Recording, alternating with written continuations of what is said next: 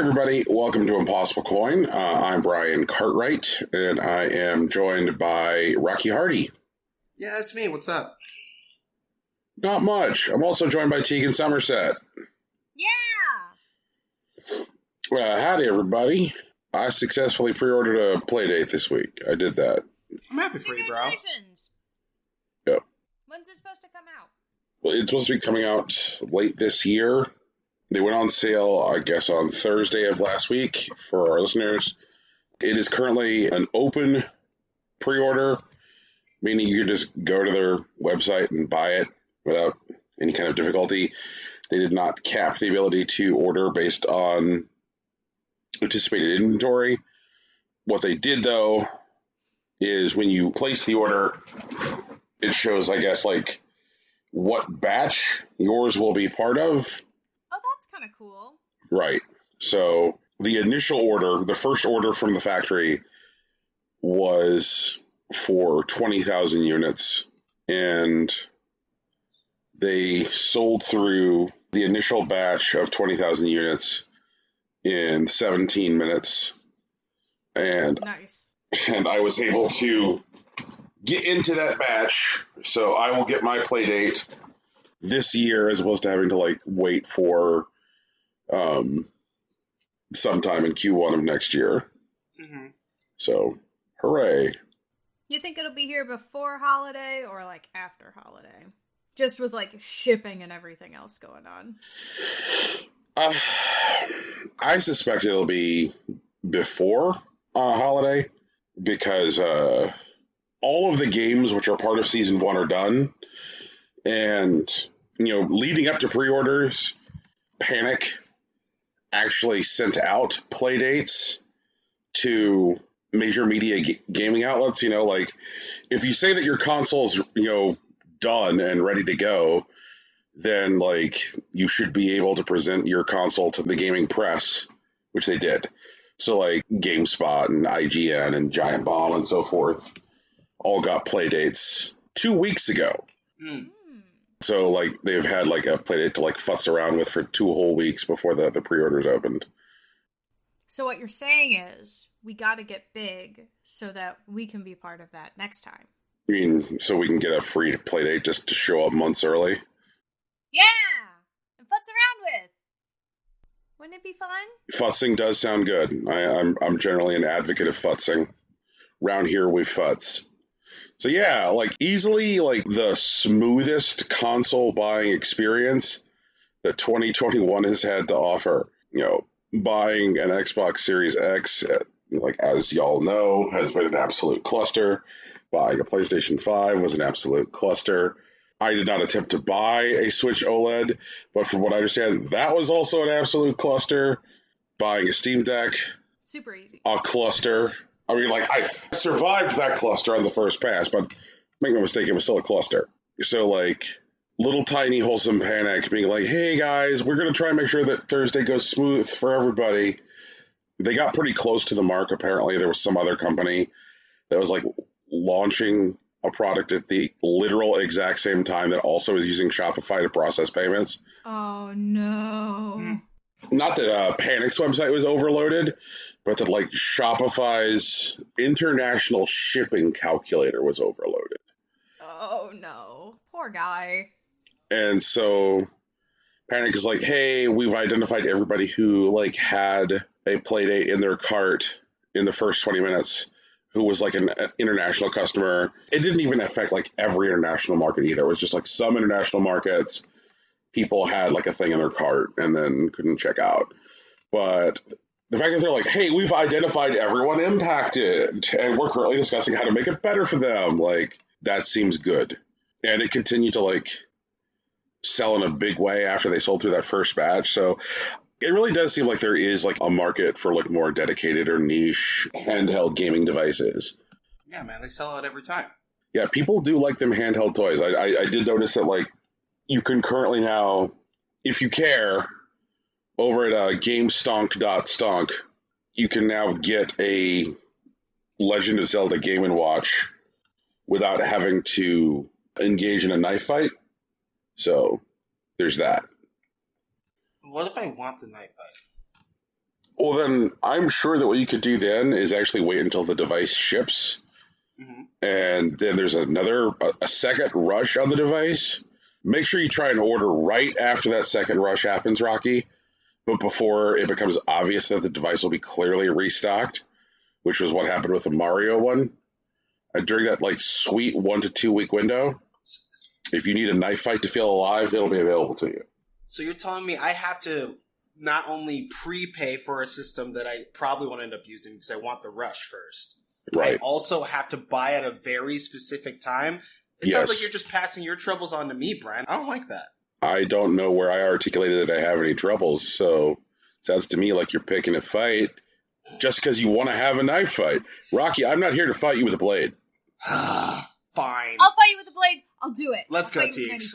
I have so many blades. I personally broke into Gabe Newell's house and stole his knife collection. Oh, fuck. That's a lot of blades. Oh, no. Tegan must have had a big ass wheelbarrow, maybe multiple wheelbarrows. Like coming soon, Tegan's Unlimited Blade Works. Like, god damn it. That sounds anime as fuck Yeah, already. that is a lot. I'm just kind of picturing Tegan taking a General Grievous approach to leaving Gabe Newell's house. General Grievous is the one who says General Kenobi and then pulls out all the knives. Yes. Yeah.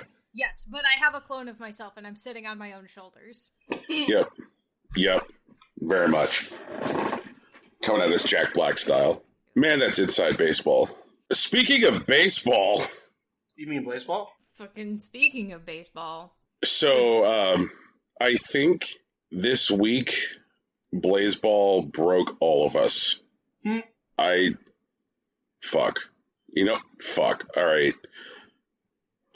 Fuck. Shit. I don't know. Fuck. It's fine. It's fine. It's honestly gonna be okay. Brian, I promise. What is even happening? Oh. I'll tell you exactly what happened. The Big Bang happened. Well, now the Big Bang happened. Big Bang's the last thing that happened. Yeah, the Big Bang's the last thing that happened. I have been supporting the Ohio Worms. The Ohio Worms were not nullified. Our strategy was to go directly into the fucking black hole and then just not leave, and that was a pretty good strat, honestly. So people who've been hearing us rant about Blaseball, there's an event that happened where the umpires went rogue and started incinerating entire teams. And, before, sometimes a player would get incinerated. You'd hope that they'd be fireproof, because sometimes they are. And then they're basically taken out of the game, and they're made to wait in the Hall of Flame. We've seen players get called back before, but never entire teams, right? So whole teams were getting incinerated at once, and because of this, a lot of teams ended up fleeing, even though continuing to play. And there's a couple places they could go. They could go to the black hole, which is what the Ohio Worms decided to do. They could go to the desert, where you would be scattered, but, not incinerated. You could go to the roots, which, honestly, I don't entirely understand, but most of the teams that went there were either incinerated or safe. And there was one more on the right side of the map. Tegan, do you know what it's called? The Pulsar? There we go, the Pulsar. Yeah. There was a star that went supernova, and so that was just kind of hanging out in the afterglow or whatever. And the coin was blocking it for a while. Yeah. But, as more teams got incinerated, in addition to their players ending up in the Hall of Flame, they also were going rogue themselves, which gave them new power. And they decided to challenge and or sue the coin. Suing the coin, right? Yes. Yeah, I think so. Yeah. And, over time, over the course of this past season, or the past week, they eventually successfully sued the coin out of existence, which allowed the players that were being held, protected, depends on who you ask, in the Hall of Flame, were released back into the world, and the scattered teams are still scattered, but because most of the teams that were scattered, incinerated, or lost in the black hole beyond the horizon were under review, the commissioner eventually decided that they could all come back, and then the black hole began to compress, and now we have the Big Bang. Yep. And also, to escape the Big Bang and also the pull of the black hole while it was trying to consume the entire playfield, players or supporters for each team were encouraged to gift their snacks to other teams to consume as fuel. Right. To try and speed up their escapes. And that's what happened on Blaseball. Yeah, it was something. Mm-hmm. Brian got scared that the Wild Wings were gone, and then, like, I remember he, like, messaged us in the chat, and I read it, and I was like, I think that's wrong, but I'm not sure how that's wrong. I mean, it wasn't as great as when I sent you how supporting the dashes was. The all-dash name was. Yeah, like, I, like, looked at it, and I was like, what are you talking about? And then I went to the thing, and I'm like, oh, the sunbeams have been scattered. They no longer have a name. That's not great. They still don't have a name, actually, but they're the sunbeams. They're in my heart, or whatever. Oh, God. They're under review. They're gonna come back. Like, they've already been, like... Well, I think, like, their scattering is still under review. But, like, as far as the feed goes, Sunbeams was one of the last ones to be confirmed to be... They said that they will return. Mm-hmm. And that was post-Pulsar, which is after, like, everyone else came back. Mm-hmm. So, you know, they'll probably just be the last ones to come back, and that's okay. They saved the best for last. Go Sunbeams. It was very exciting. Mm-hmm. Yep. I can't wait for the season recap. I'm very excited. I want to know what Season 12J is. I also want to know what Season 12J is, and why, like, a pair of jean shorts is scrolling in the ticker. Yeah, those are definitely some jorts. It's so much. So much. Man. It definitely reminds me that, like, Blaseball has, like, a larger meta story that covers, like, more than, like, a single season. Yeah. Mm-hmm. The expansion era definitely had a very different feel than, like, the punishment era. Mm-hmm. Yeah, so I am here for whatever the next era will be, because this was clearly, like, high Blaseball bullshit. So I'm wondering what the next significant Blaseball bullshit will be. The first significant Blaseball bullshit that I've already noticed is you can switch between beta Blaseball and gamma Blaseball. Yeah. Like, if you click the beta marker on the website, you can switch to gamma and back to beta. Also, there's a survey. So if you were playing Blaseball also, or supporting Blaseball, you should do the survey. Mm-hmm. I asked for, like, a easier, comprehensive, like, while you were gone. Not just, like, here are the things that happened, but, like, narratively what happened. Because I would like to know narratively what's going on, not just what happened with my team. Yeah, absolutely. Absolutely. Because, like, a lot of times you only get that later in the week. And I'm like, well, I already did my voting, and now my votes don't make sense. Oh, no. Tegan just wants to be an informed civic participant. Come on, Blaseball. Just want to know what's up. Like, I just want to be able to go to work for the week and come back and be like, this is what happened while you were busy doing your regular 9-to-5 job. So I can be like, thank you. I would like to be able to understand the deep lore. I never skip lore day. Oh my god. Every day is lore day in Blaseball. That's so true.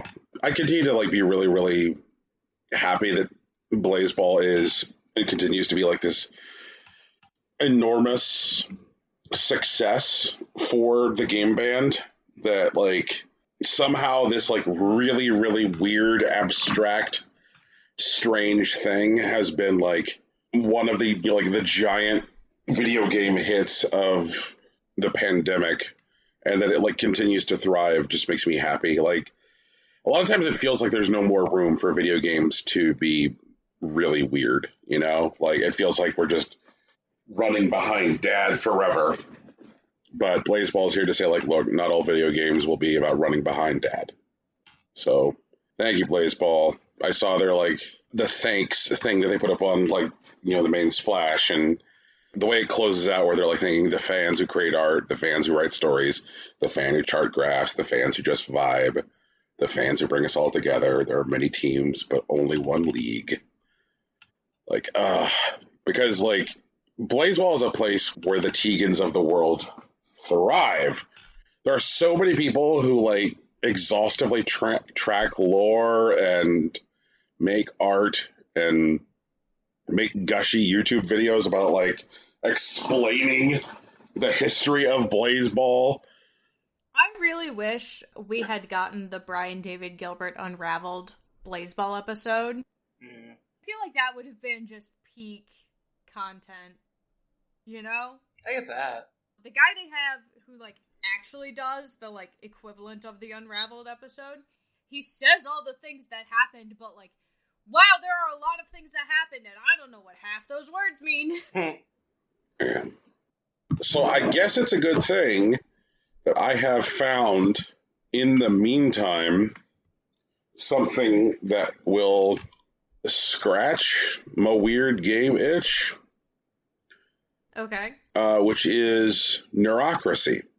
Is that like bureaucracy, but with necromancy?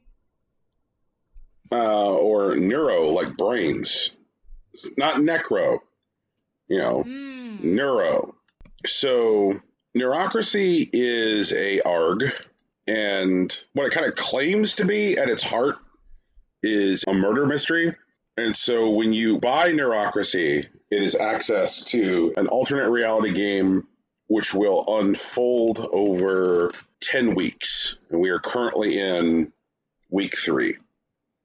What you get with access to Neurocracy, or I'll put it this way, seemingly what they tell you that you'll get access to with Neurocracy is access to like a website that feels and looks a lot like Wikipedia. Okay. It's called Omnipedia, and the game takes place a couple days after September 30th, 2049, when there was a drone attack on 2 tech trillionaires, Zhu Xiaoyang and Yuri Golitsyn. Somebody shoots down their helicopter with a drone. And so then the game, like what the game essentially has on offer is like, try and figure out who killed these 2 tech trillionaires. And it's just like, and we turn you loose on Omnipedia. And Omnipedia has like thousands of entries on it. And the amount of like entries on it are getting larger each week with each progressive episode of the game. And so it is the gamified version of like falling down a wiki hole. What do they do to gamify it? There is a win state. There is an objective. Sure. Which is figuring out who killed these people. Mm-hmm. And theoretically, not all of the tools yet exist.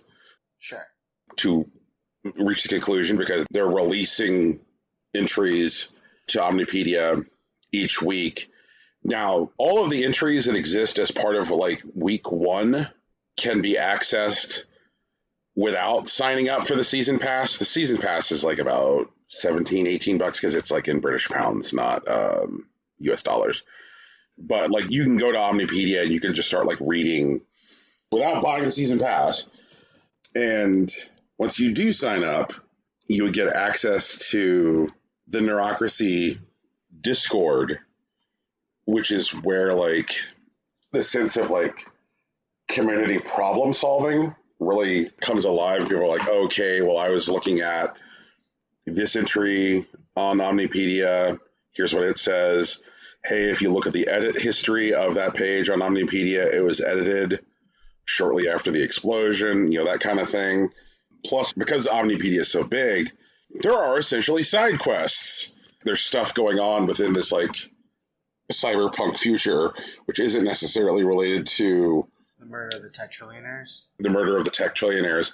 Like, I fell down this whole hole about like what's going on in like a streaming company in the future, because I saw that like the murder of the tech trillionaires was like covered on some like streaming service, and I was like, let me read about the history of the streaming service. Let me read about their programming. Let me read about their fights with other streaming companies. And I was like, oh, I've stumbled into a whole other story. I've stumbled into like a whole other plot. Like, there appears to be stuff going on with like these like streaming wars. And like very, very quickly, I started to have questions about whether or not Omnipedia itself was part of the cover-up. And like on the Discord, there started to be evidence that like there's stuff which is pushing like outside of Omnipedia to like WhatsApp and potentially other websites. And so like like everybody's got like very firmly fitting tinfoil hats on, like, is this website part of it or not, that kind of thing. It has definitely been pretty neat. When I joined the Discord, it auto friended an AI tool on Discord. Anyone we know? No. Okay. It's not one we use, so it appears to be one that they built. And the name of it is like MEE6. So like Me6. Oh! I'm actually familiar with Me6. Yeah, okay. What is your experience with Me6? It's a bot that's used on Discord. Like, it's actually a reference to Rick and Morty, if I remember correctly. Mm-hmm. But the bot is used in like various Discords. It has a lot of commands. But pressing on it, like it's well documented. So you're pressing on in this particular Discord may actually yield some interesting results. Who knows? So they're using Me6 as part of this. But yeah, like it's been a lot of fun. Like on the Neurocracy Discord, like things are constantly like there is always chatter there, like, and like it is seemingly been like I'll call like a enormously positive multiplayer experience. I don't see anybody in there being a dick. Like everybody's like, let's solve these murders, like part of the thing that I love about Blaseball is that like Blaseball promotes like a positive sense of community, like people who get together and hang out and talk Blaseball are generally not like dicks to one another. And this seems to have like a similar vibe going. Like the people who are like getting on Neurocracy don't want to be dicks to each other. And there's lots of like, oh, okay, well, I built this like clustering tool, which like looks at all the pages on Omnipedia and sees like what pages like to what pages, which lets us know like what are theoretically more important pages based on like, clustering behavior. Like, oh, we didn't even realize that page was important. It's cool that you built this clustering tool. Let me fold your clustering tool into this other tool I made, et cetera, et cetera, et cetera. And as somebody who like works in Risk, it's been like very, very satisfying to like find like a game which like lets me use a lot of the skills I use in my day-to-day work, Yeah. I get that. So that is Neurocracy, a thing I am playing. You'll have to let us know how it ends. 7 weeks, right? Yep. Yeah. All right. Like, keep us up to date, but also let us know how it ends. Yep. Will do. Tegan, I remember some weeks ago, so I guess it was some months ago, on this show, when I was like, Nier Reincarnation is happening. It's a thing that will be on the phones. Mm-hmm. That you, Tegan, at the time said, no, I'm not going to do it. I'm not going to do it. You could tell me how it is. You appear to have downloaded Nier Reincarnation. I mean, I did sign up for it. Like, I made that public knowledge on Twitter. Like, when it was available, I signed up for it. I didn't expect to play it a ton, though. I still don't expect to play it a ton, honestly. Mostly because I'm already playing, like, because gacha games kind of, like, I'm already playing one, and I don't have the time to invest in dailies and multiple gacha games. Whoa, Reincarnation's a gacha game? Yeah, you gotta kind of pick and choose your gacha battles, my dude. Whack! The gachas are for characters and also weapons that you can use to enhance your characters. Whack! Yeah, there is a Nier Automata collab going on. With a special Nier Automata story and special, like, character skin, like, not character skins, but, like, a special gacha pulls for specific styles of Nier Automata characters. So there's, like, a quote-unquote berserker to be that, like, if you pull a character that is a 4-star character or a 3-star character, they come with a weapon that matches them in power. So that's nice, at least. So, like, 2B comes with a 4-star sword. 9S comes with a 4-star, like, weapon. that kind of thing. It's cool, I guess. It's, like, definitely kinder than fucking Genshin. Yeah.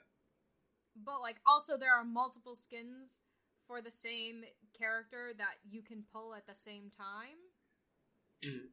If that makes sense. So, like, you might not get the 4-star 2B character, you might get a 3-star 2B character. Yeah, sure. Which seems less kosher, but whatever. I don't know. It's alright. It plays, honestly, like, the play style of it is very similar to Fate Grand Order. In that, like, you have 3 people in a squad that you kind of build out, and then you just kind of let them fight and select their attacks and let it go. Knowing that, like, Reincarnation is a gacha game, it definitely seems like they're trying to poach some of that crowd. Yeah. Yeah, it does. I don't get it. Like, story-wise. Okay. And it's not like I don't get it in the same way that, like, Automata was sort of a mystery at the beginning, because, like, Automata was a different kind of mystery? Does that make sense? Yes. Sure. Yes. A lot of kinds of mysteries. This one, you're fighting through this place called the Cage. Little girl, she wears, like, one of those child leashes. You're following a ghost thing named Mama, around. And you're going through and, like, facing these scarecrows, which are, like, weird statues that are, like, covered in, like, black energy, and they're holding weapons, and you go through the story of the weapon to put it correct, because, like, the story is being corrupted to do something else, and then you get stuff from the story. There's, like, 3 different stories going on. There's one for this kid who is listed as, like, a sickly prince. There's one for what looks like an early A2 model, but isn't an early A2 model. And there's one for a dude with a literal gun. I'm not entirely confident I can say what's happening in any of them. Yeah, I have no idea what the fuck is going on in this game. Like, I too am in it, Tegan. I have no idea what's going on. Like, I am confused, and I don't know if I'm confused because the writing is wonky in order to support it being a gacha game, or if I'm confused because the game would very much like for me to be confused right now. I think right now the game just wants us to be confused. As someone who's played other gacha games, it doesn't feel like wonky writing for the sake of, like, supporting the gacha portion. It feels like wonky writing on purpose. Okay. For the sake of, like, not understanding specifically what the sands are. Yes, okay, all right, thank goodness. Like, I knew that you had more experience with this, like, gacha business than I did, so I'm grateful to hear it. I very much like the aesthetic. I'll say that, like I could do with more, like, visual variety and environments, but I think everything looks nice. Yeah, it looks okay. I like that when they do the stories, they look like those little paper craft stories like they did in Automata. I think that's a good touch and a good way to, like, keep, like, people with lower spec phones able to play. Yeah. Makes sense? But I feel like the battle scenes themselves are visually intensive, and they aren't as fun as regular Nier Automata, where I could run around as the person with the sword. I'm just really starting to, like, struggle with, you know, like, and you touched on something, which is the idea of, like, supporting people with, like, lower spec phones, which is, like, at this point, in order for a game to get into Apple Arcade, it theoretically has to be able to run on an iPhone 7. Mm-hmm. And the iPhone 7 came out in 2016. And so, like, there are games that run in Apple Arcade that, like, apparently will hypothetically work on an iPhone 7. But, like, the way that they work on an iPhone 7 is that, like, it has to run it at a higher TDP, which means that, like, the thing, you know, like, heats up in your hand. You can feel your iPhone get hot, and then it drains the battery super fast because it just crank the TDP and drain the battery in order to support, like, the graphical requirements of the game. But there's also a lot of games which are doing stuff like sacrificing aesthetics, and like, I definitely have, like, enjoyed a great deal, like, games which are not necessarily in Apple Arcade, where they're not hindered by that requirement of having to support the 7, and can really, like, show off what the game can do because they don't have to support legacy phones. Like, I picked up that SpongeBob game after it came up on the podcast a few weeks back when Patrick Traynor was on. You know, he had mentioned that, you know, Battle for Bikini Bottom was something which was like, you know, popular in like the speedrunning community. I was like, oh, I didn't know that. And so I picked it up and I started like playing through Battle for Bikini Bottom. And Battle for Bikini Bottom doesn't like constrain itself to needing to run on an iPhone 7. And so like it's very, very easy to see how this game, you know, looks as great as it does. Like, it's comparable to like the PS4 and Xbox One version. And like the controller support is great. And I'm just sitting there being like, fuck, like, at what point can we free ourselves from needing to support 5-year-old phones? How many people out there are currently using 5-year-old phones? A lot. A lot? Mm-hmm. Yeah. Yeah. Absolutely. New phones are expensive. I know. Especially iPhones. And like, I say this as a person who like upgraded his phone last fall when his phone was 4 years old. So like, like here I am being like, almost you, me. Yeah, almost you. It's like, nah, you 5-year-old phone losers gotta get your money up. Just upgrade it. Oh my God, Brian. I know.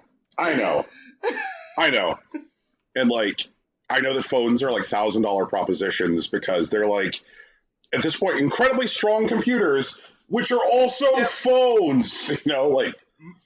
Yeah, shoutouts. What a time to be alive. Please buy this thing, which is like significantly stronger than your Nintendo Switch, has a fucking really good camera on it, and is also bonus a phone. You know, like, it's a lot. Yeah. You know what, honestly, though, they could take the phone function out of my phone and I'd be fine. Yeah. I feel like a lot of people don't necessarily use their phones anymore as phones. Mixed bag. Okay. But, like, I feel like that's a particular trade-off. Like, if people just had, you know, supercomputers and, like, a flip phone, most people would probably be fine. But also, a lot of people probably would just never buy the supercomputer because they'd have the phone. Yeah. The amount of things that phones can do now has definitely impacted, like, PC adoption rate. You know? And, like, there's a lot of people who are like, oh, I can do that on my phone? You meaning I don't have to do it on my computer? Then I'll do it on my phone instead. Like, when I see, like, games get announced that I am particularly interested in, one of the first things I check is for, like, available platforms. Because I know that there is only one available platform that I'm guaranteed to have with me on the crapper. And phone support, it goes a long way with me. It does. It really does. Like, if you have a good phone port, I'm very happy. So, I guess shout-outs to Nier Reincarnation for supporting the absolute serfs in this kingdom who have 5-year-old phones. Whoa, those people are the kingdom. Okay, Brian? They deserve your respect. Let them eat cake, let them play Nier. I mean, let us remember that I am currently rocking what is apparently an equivalent model to a Samsung 8. And Samsung is on 21 now. So, fuck off, okay? Alright. Tegan, you played other video games. Yeah, I played other video games. I played them on stream. You can watch me play all of these video games. Well, not near Reincarnation. But you can watch me play both Skyward Sword and Inazuma for Genshin Impact on stream, which is twitch.tv/impossiblecoin. I'm so proud of myself. I remember doing the thing. Anyway, so I started Inazuma this week. I did just a chill stream. I didn't announce it on Twitter or anything. I just kind of wanted to hang out and be like, hello, I had a bad day at work, and so I'm gonna stream Inazuma because I want to run around in totally not Japan, and no one can stop me except myself. So I did that, and it was neat, and I met a bunch of characters, and they were all very cool. You know? Yeah.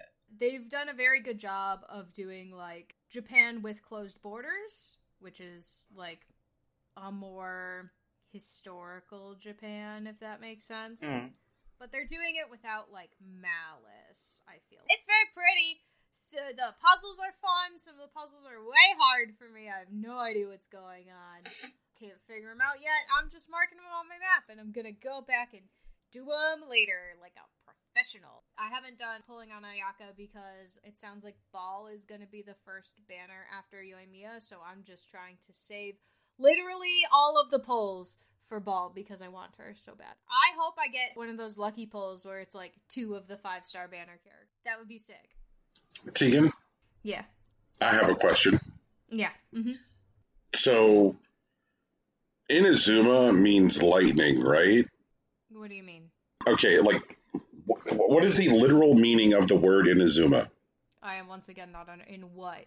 You mean in Japanese? Yes, that's the one, yes. Inazuma means a flash of lightning specifically. Okay.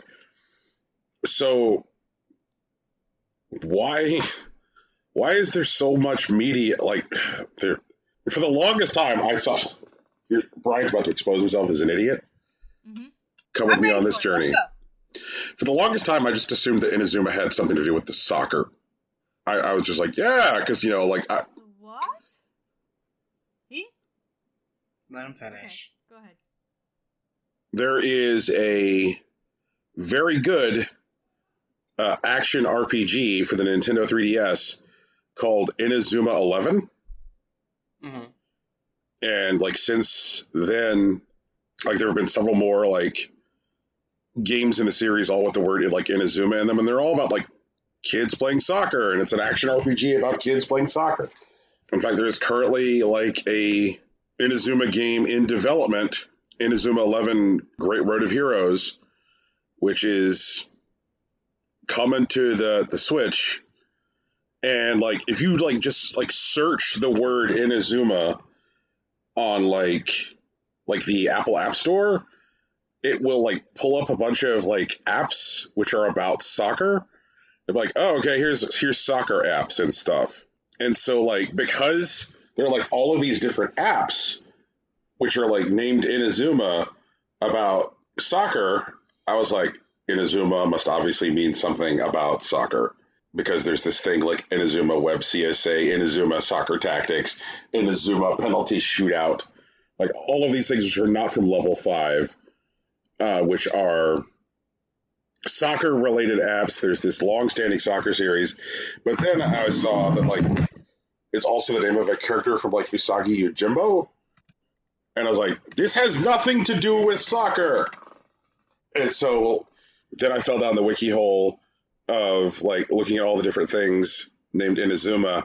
And I'm just here to say I'm confused. Why is it used so frequently in relation to soccer and, like, also the name of other media? And when I saw that there was going to be an Inazuma thing for Genshin, I was like, just to be clear, Genshin, this is just an honest question. Are you using it to mean lightning, or does this have something to do with fucking soccer? So, I'm done. I'm done now. That's what I meant. Okay. That's the story of me. Inazuma is the home of the Electric Archon, the god of electricity. It is an island that is constantly plagued by thunderstorms. And so it has everything to do with lightning and nothing to do with soccer. Currently, there is no soccer in Genshin at all. There have been no soccer mini events, no nothing. It's all just straight up lightning.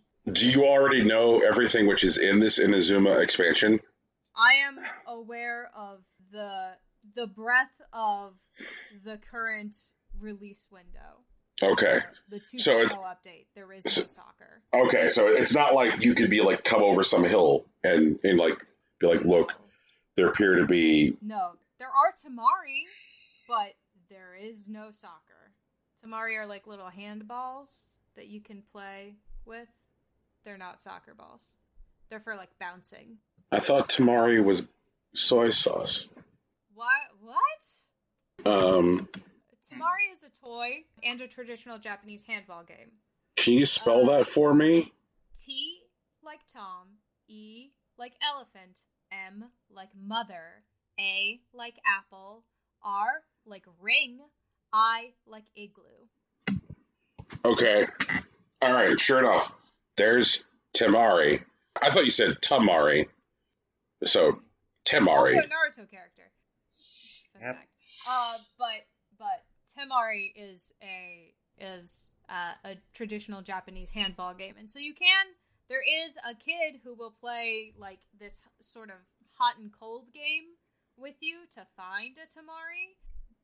That some lady also told him how to turn into bombs, which sounds a lot like Klee's mom. But we're not going into that right now.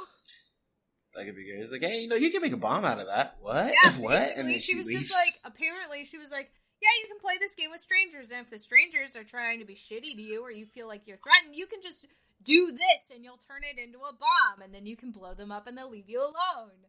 And it's like, oh, Klee using bombs makes a lot of sense now. Oh. Also, side note, Genshin Impact is having a Cafè collaboration in Japan coming up, and they're going to do it at Sweet's Paradise, which is my absolute favorite cafe, and I'm very excited for them, and I really, really wish I could go to it. They gave all of the Mondstadt characters little cafe outfits and stuff just to Luke and Noelle now. They're so cute! So, I too recently have felt a pang of wanting to go to Japan for cafes, Tegan. Mm-hmm. For 2 different cafes. 2 different, very specific cafes. Okay. So there was recently some writing about this cafe named 84 that was opened by Toru Hashimoto, a guy who worked at Nintendo for years. Mm-hmm. And, he basically put a bunch of, stuff from his time at Nintendo on display, and gifts from people who had worked with him at Nintendo. And when he opened this cafe originally, so named 84, originally he only told Nintendo employees where it was. It doesn't have any signage on the outside, and there's no advertising for it. Mm-hmm. And so it would be a place that people who worked at Nintendo would just go and hang out. And now he lets people come to the cafe who don't work at Nintendo, but the location is still kept a secret. But when you go inside, there is all kinds of ephemera on display from the history of Nintendo. And it very much feels like a museum of the company. He describes finding the location of 84 as a game. And when you open the door to 84, the I've just found a secret chime from Zelda plays. Oh, that's cool. Yeah. And so this little cafe, I was like, that seems great. Absolutely seems fantastic. The other cafe I want to visit, I've fallen down this spiral of, reading about the history of Pico 8 because I really love Pico 8 so much. And I found out that the developer who created the virtual console, Pico 8, is a guy named Joseph White, and Joseph White lives in Tokyo. He is an expat living in Tokyo, and he's lived in Tokyo since 93. And when he decided he wanted to make a virtual console, he did so while hanging out at his favorite cafe in Tokyo, which is a place where indie game developers hang out and share ideas and play each other's games and have tea and small food and then listen to music at night. And the name of the cafe is Pico Pico Cafe. Oh, that's cute. Yep. And so the Pico 8 virtual console is named after this thriving hotbed of the Tokyo indie dev scene. And a lot of the cool stuff which is going on in the indie scene in Japan has people coming together and sharing their work in this cafe. And I'm I would like to go to the Pico Pico Cafe and fanboy out. At the very least over the Pico 8 virtual console, and likely other people who are just bringing their stuff there because of the community which is built around it. So Those are the stories of the 2 cafes. I have been like, man, I want to go to those cafes. Yeah. Sweets Paradise is just a regular cafe. Like, there's a couple different locations in different cities in Japan, and it's a cake cafe. It's all cake. I mean, it's mostly cake. They do also serve, like, spaghetti and stuff if you want, like, a savory in between your cake options, because it's a Nomi Hodai location, so you can buy all you can eat for, like, an hour or 2 hours or something like that, and then just, eat it all. But when I was there in Japan, they play, like, a bunch of, like, cute, sweet music that you'd expect, and then also Darth Vader's theme.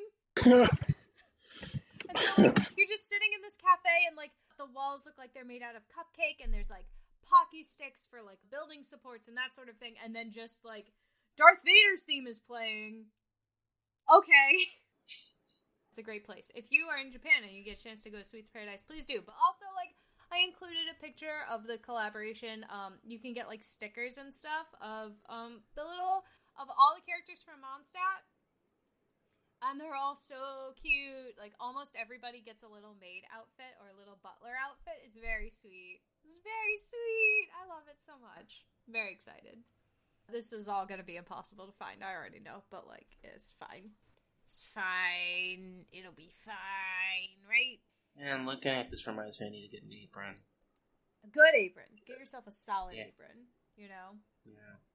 No, this cheesy kiss the cook nonsense. I need something I can cook in. So I've had a couple aprons, and I find there are, like, specific cuts that work and specific cuts that don't. Don't get anything with a V cut, honestly. It's a fucking nightmare. You know? A V-cut apron? What is that? Okay. They sell V-cut aprons, and inevitably that is where the sauce will splatter. Like, don't do it. You want something that's high and square, honestly. It's just easy. Right. And make sure your apron has at least 2 pockets in the front. It's gotta have at least 2 pockets. If your apron doesn't have any pockets at all, fuck it. It's a shitty apron. Yeah. Anyway. I'm looking at some V-cut aprons right now, and this is egregious. Right? Like, what the fuck is this? I have it's cute, but it doesn't, like, have any fluff to it, which makes it suck, in my opinion. I have a cute green V-cut apron, and, like, it's alright, but I don't ever use it when I'm cooking, because it doesn't protect anything. I mean, it protects, like, you know, my, like, shirt part, but it doesn't protect, like, up by my neck. It's not a good apron. 0 out of 10 stars. 2 out of 10. Yeah, just... Like, 4 out of 10 for cute, but, like, 0 out of 10 for actual function. I feel that it's a stretch goal, and I say it because this is aiming high. Good stretch goal for anybody out there wanting to buy themselves a cooking apron is to find yourself an apron that complements you as well as Hiroshi Tanahashi whenever he wears a cooking apron. I feel like a fantastic subgenre of images on Google is Hiroshi Tanahashi wearing cooking aprons.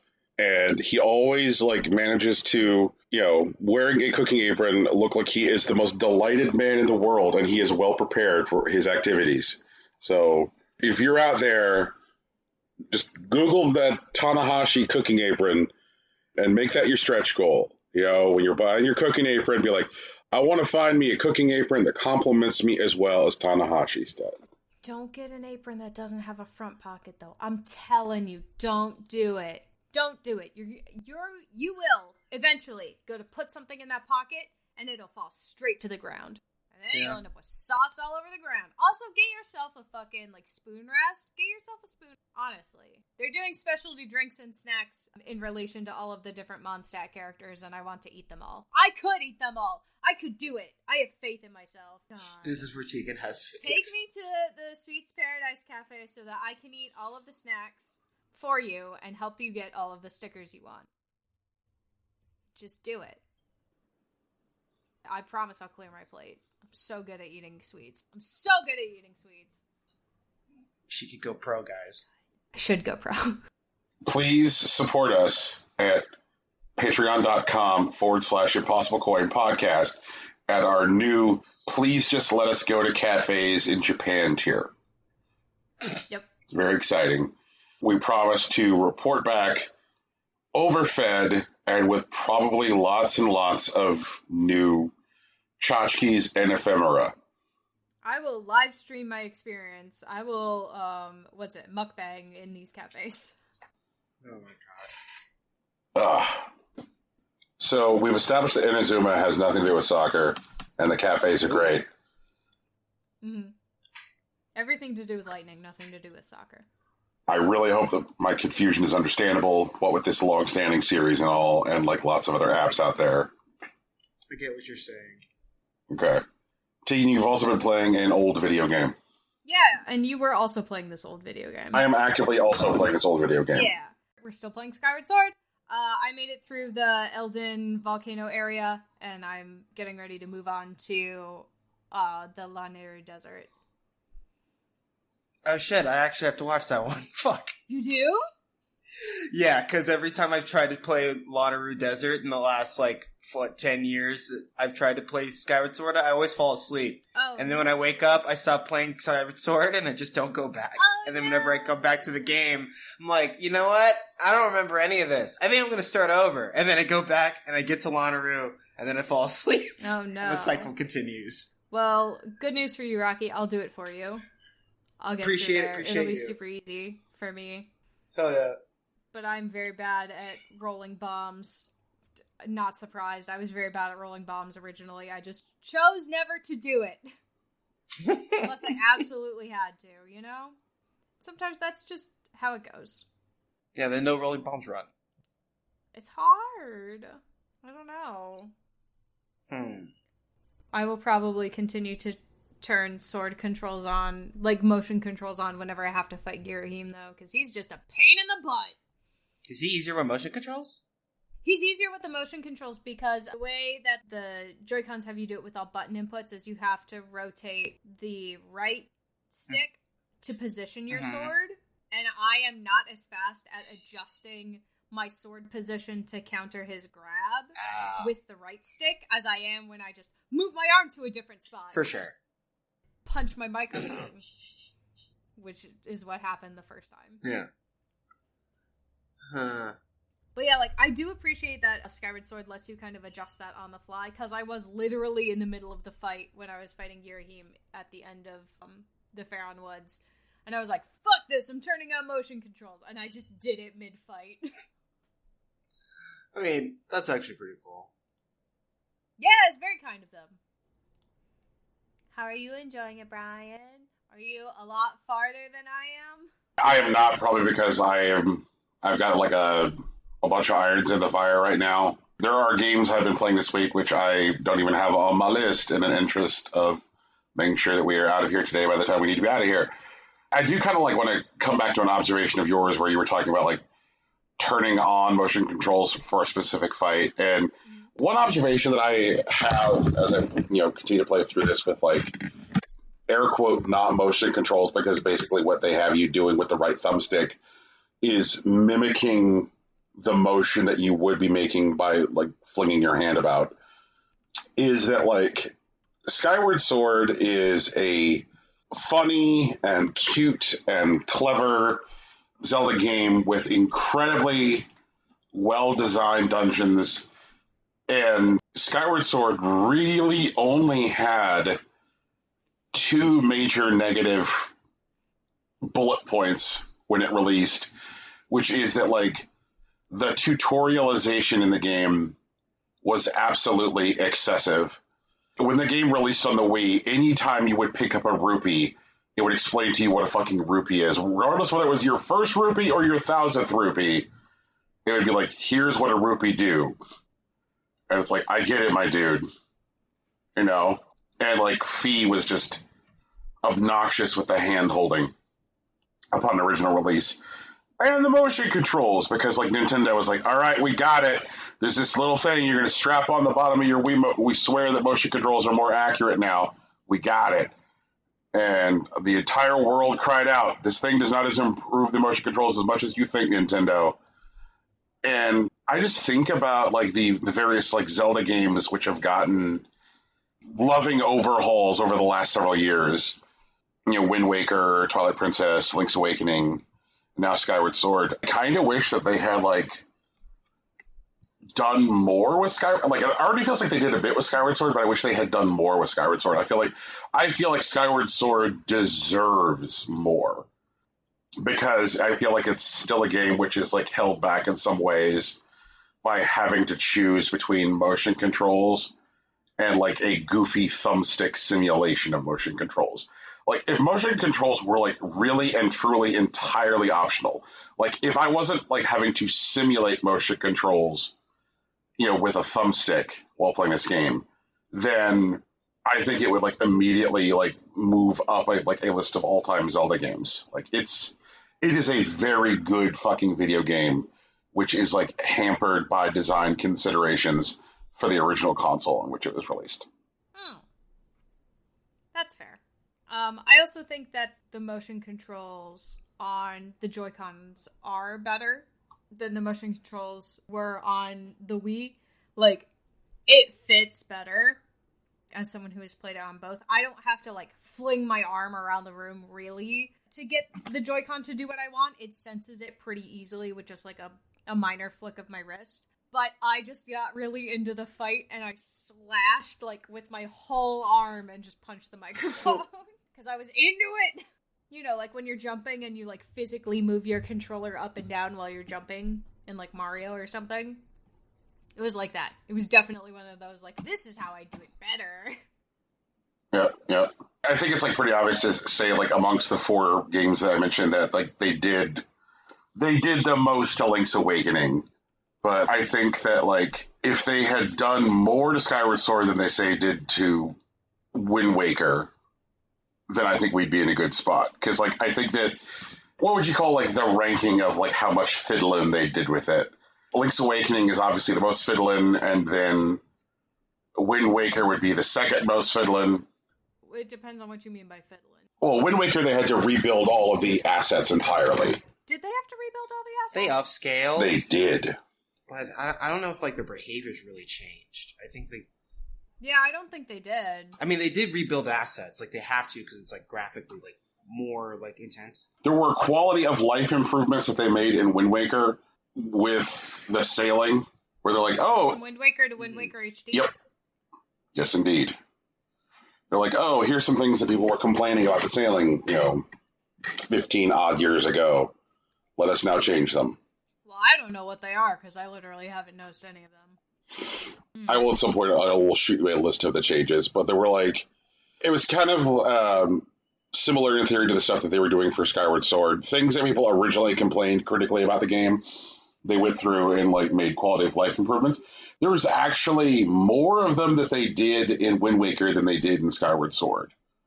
And because of the way they built, like, certain types of assets for Wind Waker, like specifically stuff like light-sourced objects, they had to rebuild some of those, and then things that, like, were directly impacted by light-sourced objects, like things like holding lit torches, they would have to, like, rebuild a lot of stuff because Wind Waker went with the flat cel-shaded look.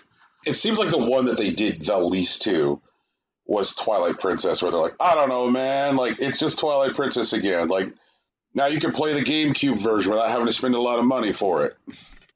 Which I think is fine, because I don't think anybody is out here standing for Twilight Princess. A lot of people like Twilight Princess. Mm-hmm. The people who stand for Twilight Princess mostly, I think, want to see the Tweely used in more interesting ways. Which they were very good, honestly. Midna's a very good character. Oh, so I think that takes us through your list, Tegan. It does. Rocky, what's going on? I'm playing a gacha game, which means I can't play the other gacha game. But, Tell me about that gacha game, please. Yeah, I'm playing Shiny Nikki. That is a personal favorite of Tegan.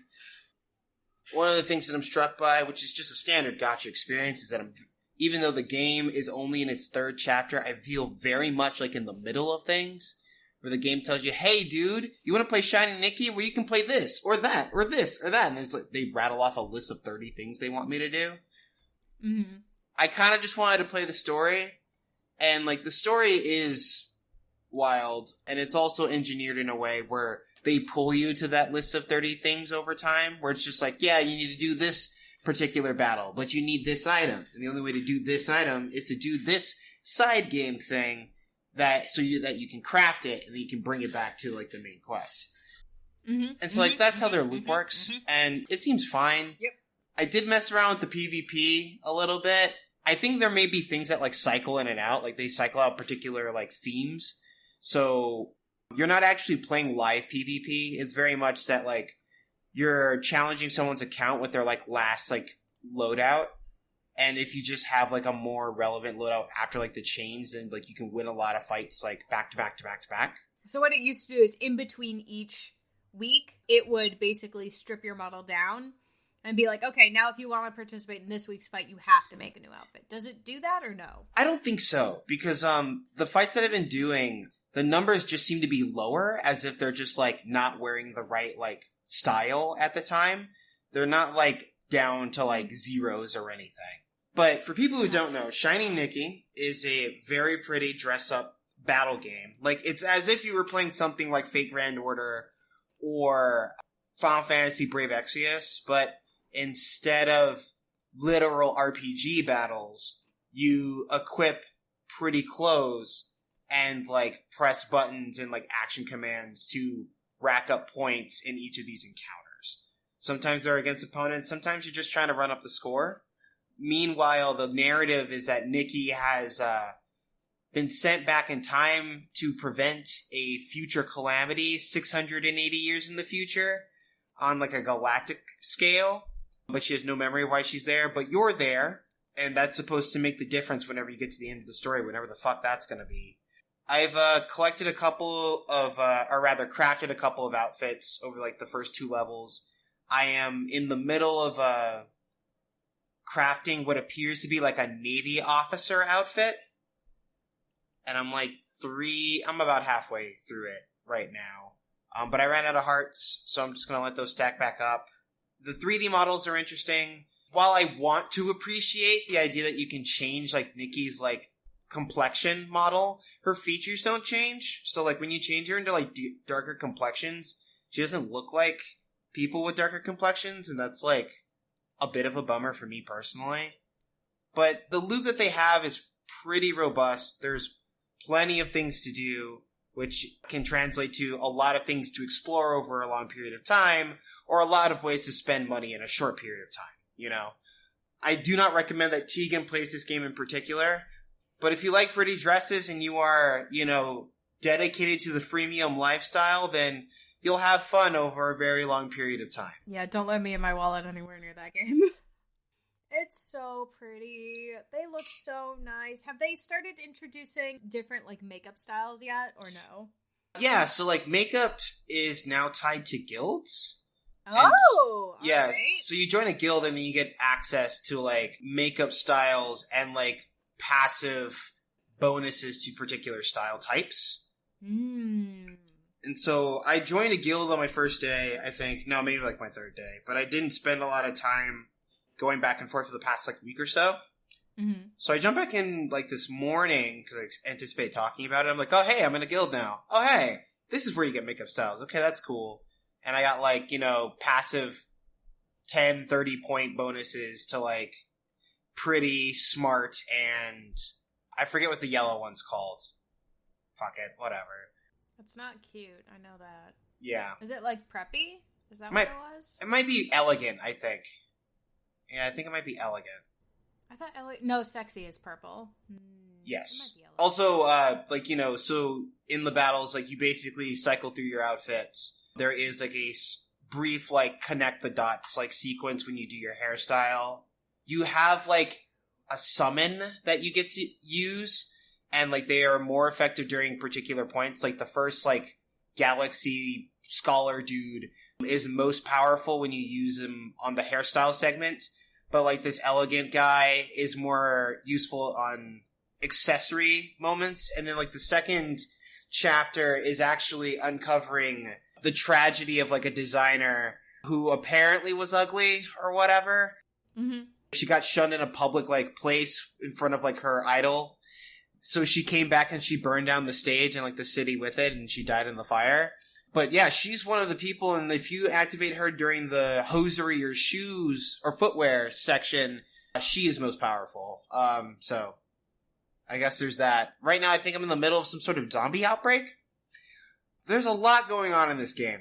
And so, like, if you're interested in just cruising through the text and looking at pretty outfits, this is also a vibe. But once again, Tegan, do not play this video game. Yeah, I'll try not to. But it sounds like it sounds like the actual, like, fashion battles are a lot more involved this time. Because before, you literally just, like, your character stood there and it just, like, tallied up the points for you. Oh. How you did. That's shit. Okay, fine. So let me explain, because I didn't know that you didn't know. So in Shiny Nikki... Yeah, I've been doing a very good job of not... I send you the codes, but, like, that's all I'm doing. Yeah. Okay, so in the battle sequences, right? So, like, the first one is always, like, your dress or, like, top/bottom.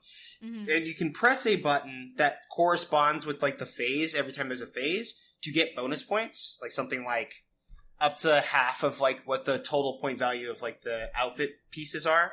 And when you press the button, what happens is that your Nikki poses to, like, accentuate the thing. So it's like pose to accentuate the dresses, and then pose to accentuate like earrings, like the neckwear, the headwear, and then hairstyle, and then like it's like connect the dots. And like I've gotten up to 5 so far, but they're usually 3. So it's like pa pa pa, and then it's like more accessories, and then footwear is always at the end. You can activate your summon at the appropriate point for like a significant boost in points. And if you're playing against, like, a CPU or a person, there are some abilities that, like, decrease your point totals by, like, a set amount, which is kind of tricky, I guess. But there isn't a lot to be done about it. You just need better clothes, I guess. But yeah, that's how those sequences go. Like, if I had, like, a screen recording thing, like, I could just send you one of those. Because, like, that's... That sounds cool as hell, though. Yeah. I can't play this game. Oh, no. Yeah, I'm sorry, Tegan. It's okay. Brian, you gotta play Shiny Nikki so Tegan can watch it. Shiny Nikki so I can watch. Because I don't have a screen recording thing, and you've almost acquired the technology for mobile streaming. The technology is in place, but I will not engage in the production of gacha pornography. It's not pornography. Well, not. Tegan's like, yeah, do it. Spend it. Get the dresses. No, I'm not saying that. I just want to see how it plays. I'm just trying to be good because I know as soon as I download the game, I will open my wallet. It will be a simultaneous transaction. Wait a second. Shit. I think I might be able to play Shiny Nikki on PC. Oh, that'd be sick. So I think I might be able to stream it. But it's weird because it's like, okay, I'm going to try the official website. It is, to be fair, it is a lot harder for me to spend money on PC than it is for me to spend money on my phone. Yeah, that's fair. So maybe that would be the way to do it. No, I can't play the game. I gotta resist. See, it says App Store, Google Play. I think, like, most of them are kind of like emulations. But, like, emulating, like, a live gacha game seems weird to me. I'm interested in the technology. I gotta look into this. God damn it. Fucking. I wanna play Shining Nikki. It sounds like so much fun. Sad. Yeah, all these seem like... Yeah, these seem like emulators. Because it's not like Shiny Nikki, like, just click the thing and, like, download it, like, on Steam or whatever. It's more like... Hey, we've developed an emulator that allows you to play Shiny Nikki on PC because it tricks your PC into thinking it's a phone, or the other way around, I guess.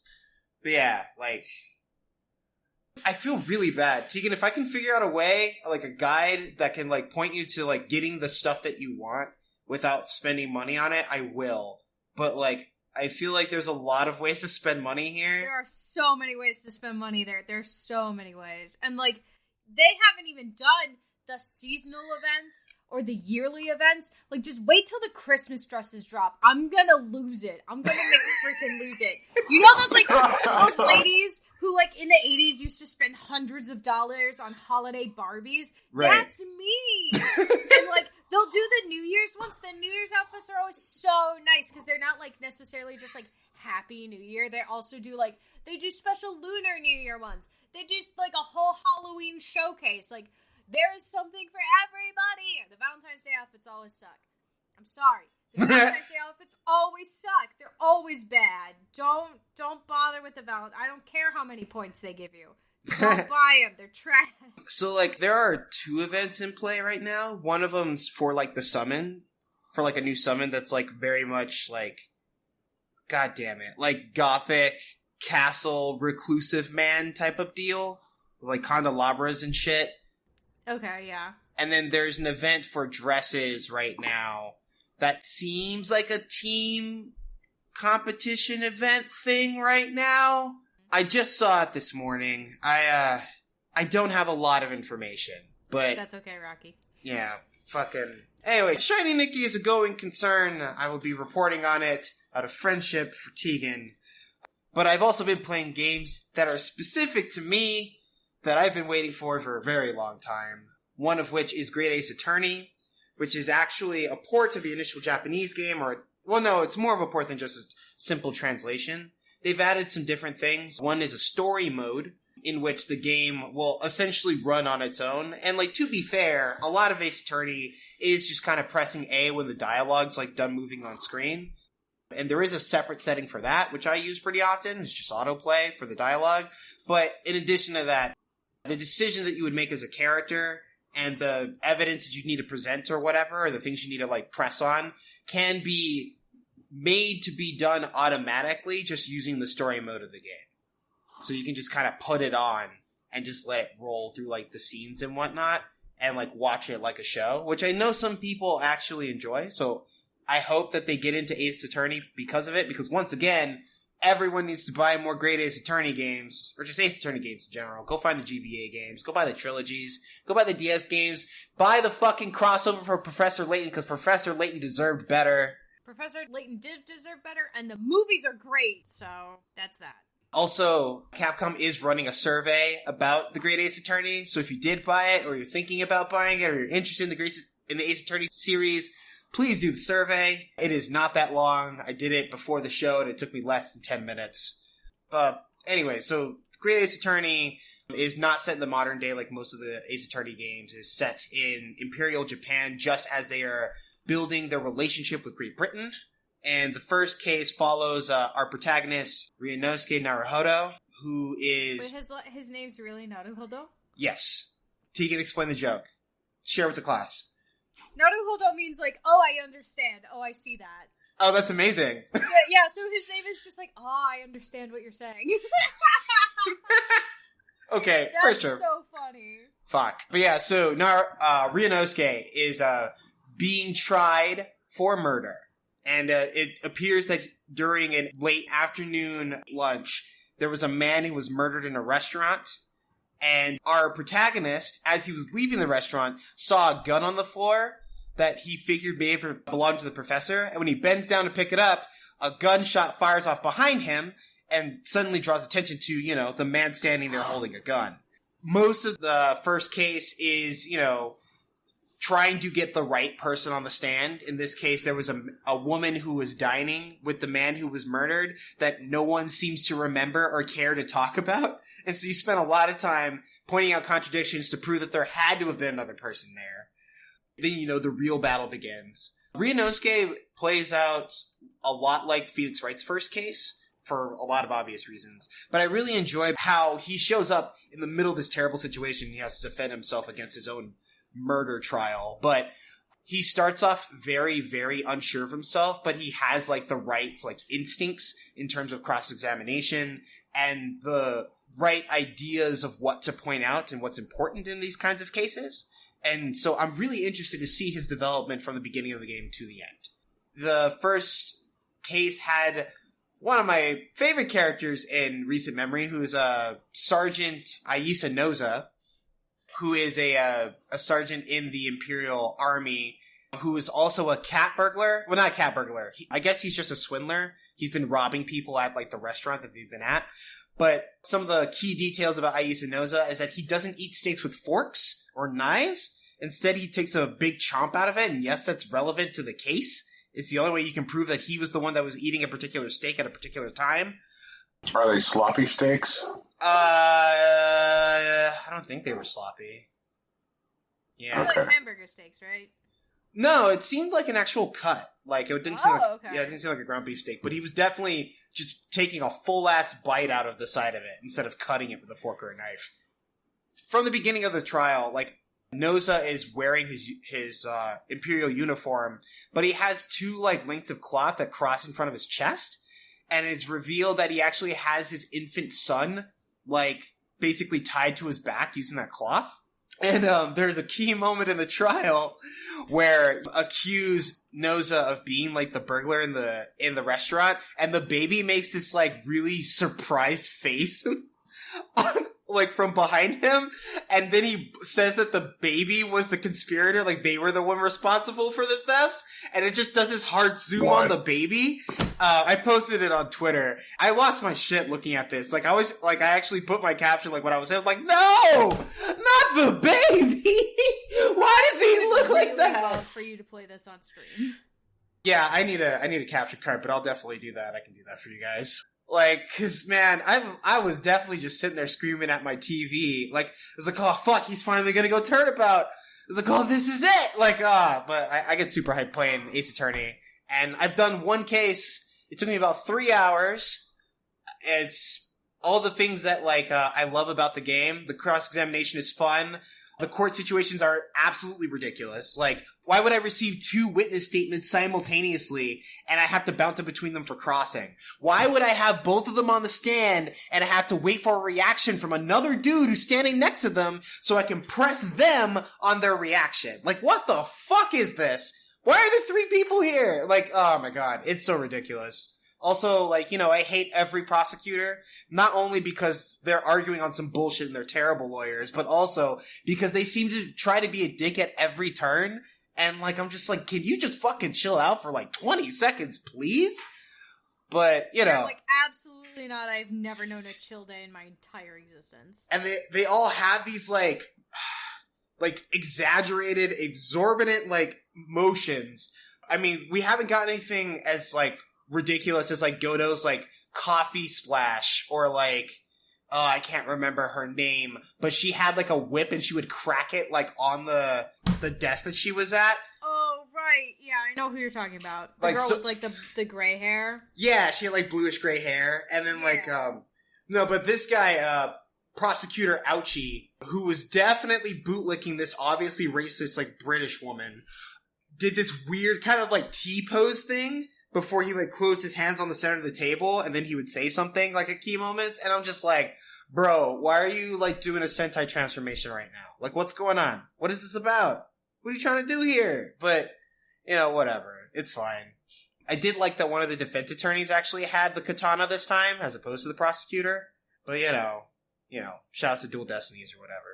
But I'm looking forward to the rest of Great Ace Attorney, which, once again, is 2 games with about 8 cases each, and then there's all sorts of bonus content that's a part of this, in addition to, like, historical, like, content, like the concept art, whatever. There's just, like, more, like, mini-games and, like, things to explore. I think I'm going to spend a lot of time with this game. I'm pretty sure. It sounds like the production is pretty lavish. I know that something I mentioned on the show before was that, like, the game had already been released on iOS in Japan. Yes. But it sounds like this release has got a whole bunch of stuff in it, which maybe hadn't been represented in previous releases? Confirmed. That's really cool. That's really cool. Around here, we dig it when, like, new releases represent new work. That's awesome. It sounds like you're having, like, an absolute blast. Yeah. Although, I kind of wish, like, if Capcom feels like throwing a bit more money at Ace Attorney, I think it could be really cool if we got voice-acted Ace Attorney. Just saying. I do think that the writing itself is, like, precise enough that you can definitely hear, like, the voices of the characters that they're trying to portray. But, maybe take the extra step. I think, like, you could probably pull in a whole new audience. Like, let's get these old people off of CIS. Let's get the boomers off CIS and on Ace Attorney. Just get some fucking voice acting in there.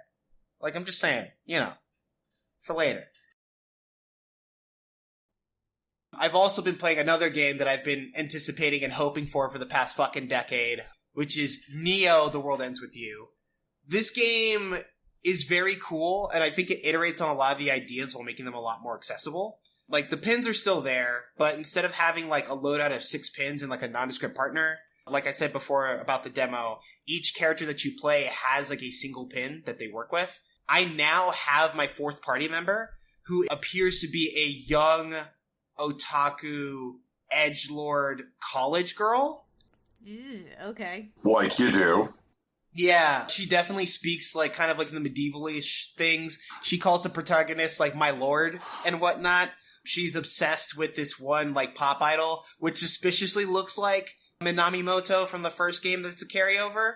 So she kind of like melts whenever he shows up, and like Minamimoto doesn't know what to do about it right now.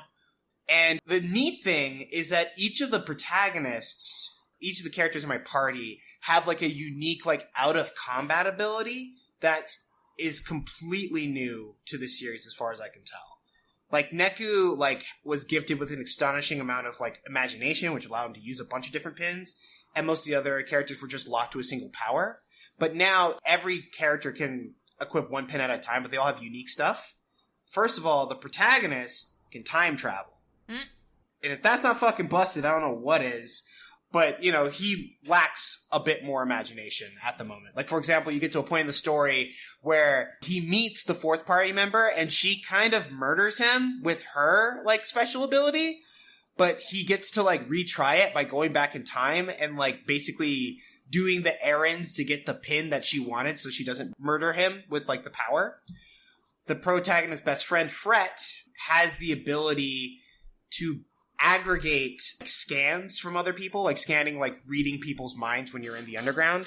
And he can like aggregate what everyone's scanning in the area at once to piece together what everyone's thinking about. But also when someone's like mental like image seems to be blocked by something, he can like rearrange the pieces so that they fit into a coherent idea.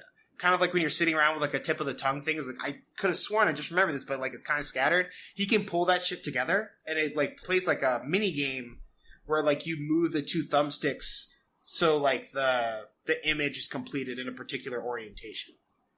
Minamimoto, I think he still has taboo noise, but he's not like controllable at the moment. He just kind of shows up and does stuff outside of like battle where like he's actually a bespoke character. But the latest character, our edgelord college girl, she has the ability to just full-on dive into people's minds. Like, most players can just kind of, like, walk around and, like hear people's thoughts. And even then, it's only thoughts of people who are on the real ground, who are, like, currently living. So you can't read the thoughts of other players. But she can full-on dive into the minds of anyone. Like, whether they're alive in the real world or they're players in the Reaper's game. That seems broken as fuck. Right? Hang on. Yeah! It's fucking crazy. That's why, like, everyone, like, also, like, the Reaper's game is now a whole, like, team endeavor now. So, like, people are organized into teams, like the Ruin Bringers or, like, the Vera Beauties and stuff like that. And the protagonists are, like, in their own party, and, like, they're in dead last in the game, which, like, runs them the risk of being erased if they don't get more points by the end of the week, which I just gotta get through this one week. You know what? Rocky, I have bad news for you. That's the only meme I've seen of this game, is I just have to get through this week. Yeah. No, like, I totally get that. Like, fuck. But, what's it called? Like, around the fourth day, people became aware of, like, a new player that seems super dangerous, and it's the college girl who can dive into people's minds, players and, like, real ground alike. And so you spend a day not racking up points for the sake of, like, recruiting this new player into your party. And so now she's here, and she's, like... There was, like, a section where, like, you find someone who's, like, overwhelmed by, like, a negative emotion, which means that they are, like, covered with, like, noise, or, like, the monsters of the game. Mm-hmm. And so he's not actually spawning the noise around him, so, like, the noise isn't able to, like, escape his thoughts, but they are intensely concentrated in his mind. But you dive into his mind and you essentially like fight through consecutive rounds of combat to clear out the noise. And then they feel better, and then they are able to like convey information or present more of what they were thinking because they're no longer clouded by this emotion. There are different like colors for like emotions of noise that I'm not sure is entirely relevant yet, but it's definitely a thing I'm going to keep an eye out for. But the short of it is that this is a new The World Ends With You, and instead of you being, like, at the center of a mystery where you're strangely powerful but you don't know what's going on, it's much more like a weird, like, collaborative game that you're trying to catch up on, but you totally will because everyone in your party's busted. God, I love this so much. For sure. I do feel like because you're busted, and because I guess I know how the game works, The combat of it is, like, pretty easy. Like, I spent a lot of time doing the first couple of days wishing I could turn up the difficulty. Turns out you just have to unlock various difficulty through a sphere grid, which I love, but a sphere grid where the requirements for expansion aren't just through leveling, but through doing side quests and interacting with, like, characters in the world. So there is actually an incentive to, like, walk around and scan everyone, or talk to, like, people in the overworld, or, like, mess around with the various, like, tertiary systems of the game, because it allows you to fill out the sphere grid to get you more things to play around with. Okay. Yeah. Because I was wondering about that. At the beginning, like, I was just kind of, like, moving around on rails and just, like, blowing up enemies and, like, solving their puzzles. But I'm just like, do I really need to do anything but this? And the answer is still technically no. Like, you can definitely, like, play the whole game on normal mode, and you'll miss out on a bunch of perks through the sphere grid, but it won't hinder your progress throughout the game. But if you want to, like, dig into everything else, the game rewards you for it, which I think is a better way to do these types of things. Gotcha. So it's not like if you don't understand the sphere grid, you're fucked. Right. Nice. That's great. I never understand sphere grids. Oh, fuck. Tegan, man, maybe I should do a lecture on sphere grids. I love sphere grids. Did I tell you about... So, like, you know how in Final Fantasy 10? Yeah. They have that, like... It's not exactly a sphere grid, but it feels like it, because it's, like, there's that round disc that you use to, like, level up everyone's abilities. No, that's the sphere grid, isn't it? Yeah, I never used it, because I couldn't understand it. Oh. I never used it. I was just like, I'm gonna grind to level 99 and then play the game. So I got mixed up early on in the game because I was just like, hey, like, I'm playing the game. I'm, like, getting new gear and stuff, and I'm learning abilities, but I don't feel any stronger. And, like, everyone that I talked to about it is like, oh, yeah, have you been messing with the sphere grid at all? And I'm like, no? Yeah, that's it. Like, all of your bonuses are actually in the sphere grid. And I'm like, okay. And then, like, starting to map it out, which definitely was complicated, and has been simplified in more, like, recent iterations of the idea. Mm-hmm. I think it was probably roughest with Final Fantasy X, but I think the idea of, like, a two-dimensional space where you navigate and choose how your character develops is a rewarding idea, and there are definitely pitfalls, but I think people that, like, are interacting with it in novel ways that push forward the idea. Okay. Yeah. I believe it. I definitely prefer, like, say, sphere grids to, like, skill trees and whatnot. I agree skill trees are, like, simpler to look at and, like, easier to understand at first glance, but I think that playing around with sphere grids are more rewarding experiences. Mm-hmm. Okay. But yeah, I'm playing games that I like. I'm playing a game that Tegan, like, wants to like but can't play, but that's what's going on with me. I'm foaming at the mouth to play that game, and I'm not allowed. Yeah. I will definitely have a lot more games to talk about next week when I don't feel like when we are less constrained. But yeah, like, lots of good games out right now. Like, so many good games. Yeah, so many good games. Like, I know I've said it before on this show, but I feel like it bears repeating because it continues to be true. I feel like this year has been the best year for games since 2017. And I feel like maybe a better year than, like, the highs of 2017 were real high. But we just keep on seeing banger after banger this year. It's just nuts. So many good games. So many good games. I think 2022 is going to be another, like, very good game. Yeah, keep an eye out for 2022. 2022 is going to come up and bite my wallet in the ass. One thing that I think a lot of people are expecting that. Like, I know that, like, Tegan will get to, like, play more with her Apocalypse Ginger next year. Mm-hmm. And my Apocalypse Blondie. I can know my Apocalypse baby's back. Mm. The Apocalypse Blondie is Link. Yeah. Okay. I was gonna say I just wanted to make sure that people knew it's Link. Yeah. I don't think people expected 2021 to be, like, full of bangers when so many major publishers delayed their stuff out of this year. So it is a pleasant surprise that this year is full of good stuff. On to the news, and I'm going to eat my vegetables first because I kind of just don't want to end on a sour note today. Okay, I'm down with that. So More news from Activision Blizzard. I hate these guys. I'm tired of them being in the news. Yeah, and actually, this is a good point to call out a call to action this week. I mean, I suppose everybody's limit is different for what they're willing to do in the constraints of capitalism, but I personally have made a choice to boycott Activision Blizzard games, which feels especially weird this week because I had an active pre-order for cards for fucking Hearthstone, which means there will be packs of cards that I will never open. Whoop. Oh well.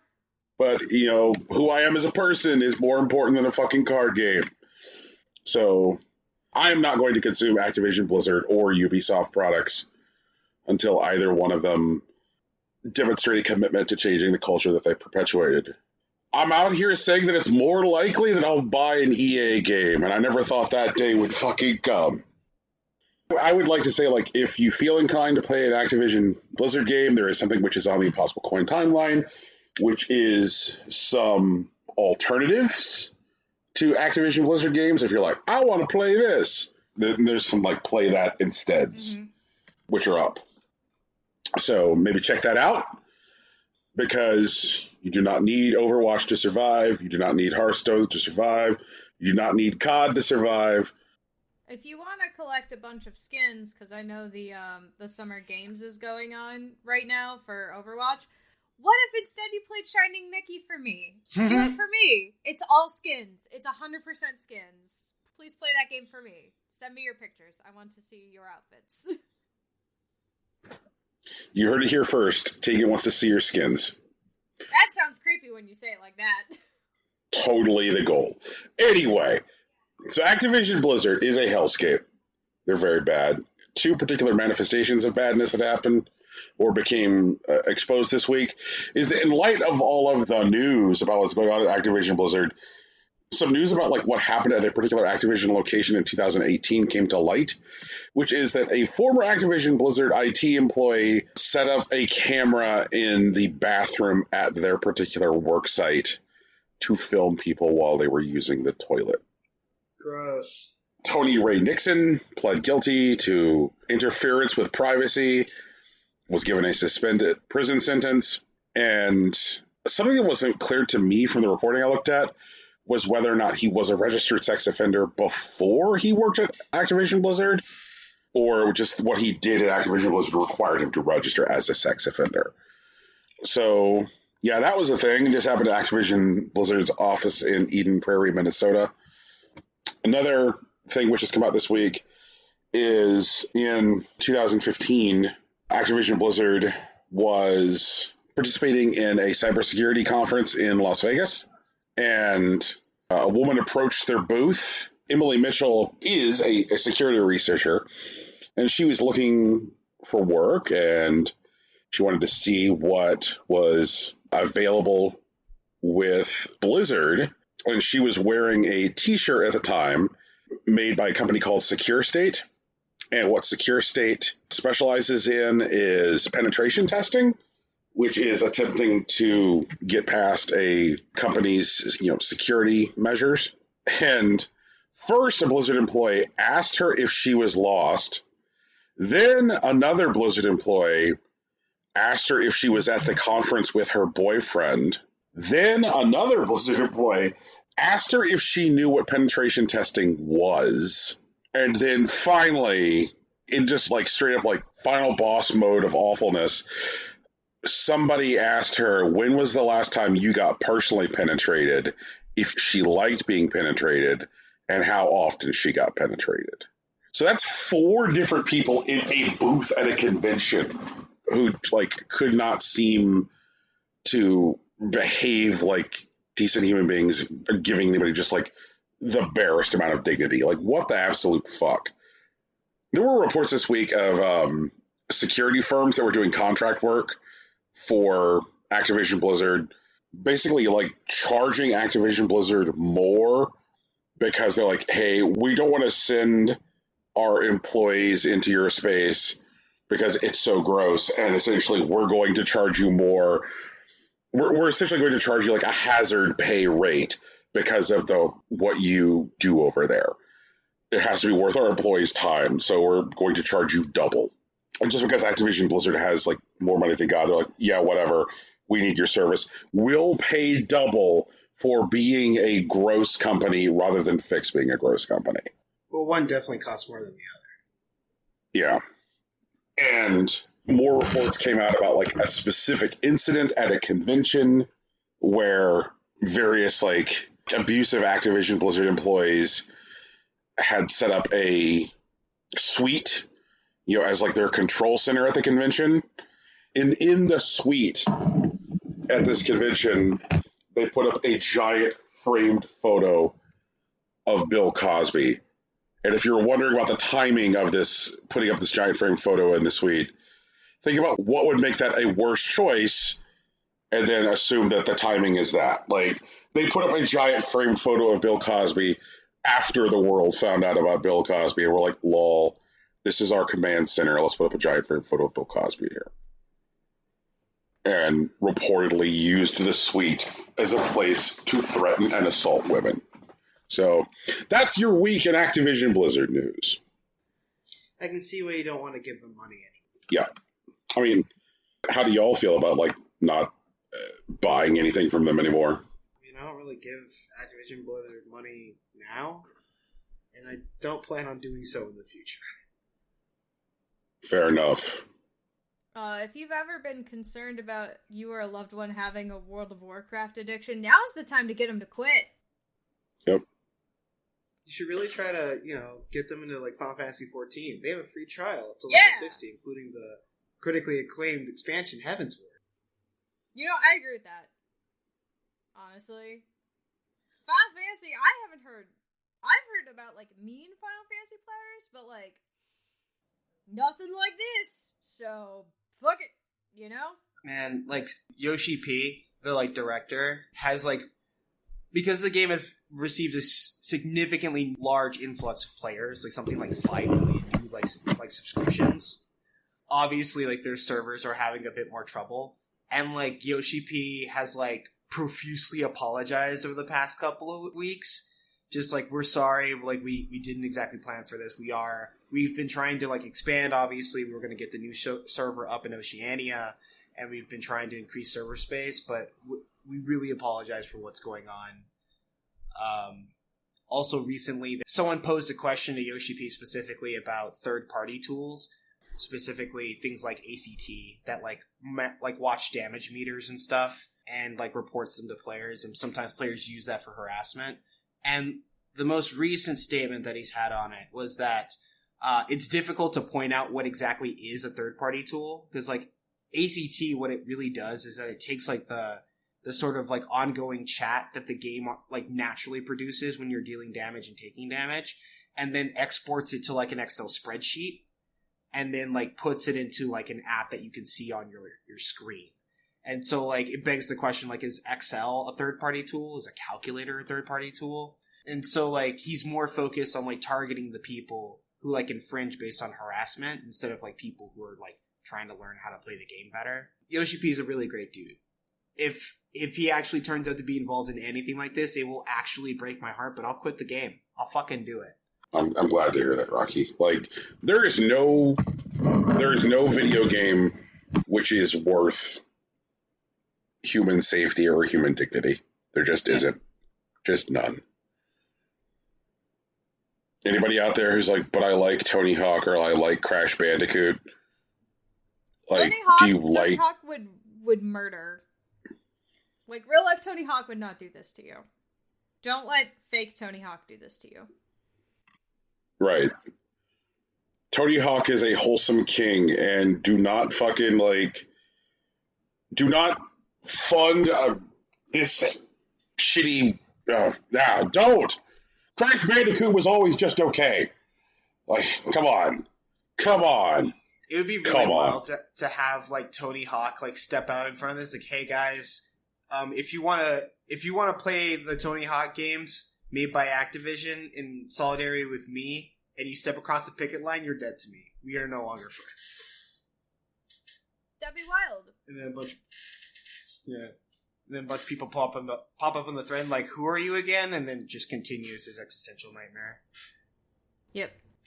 Well, did you see one of the Olympic skateboarders posted on their Facebook or on their Instagram, and they were like, I don't know, some dude wanted to take a photo with me, and it's obviously a joke.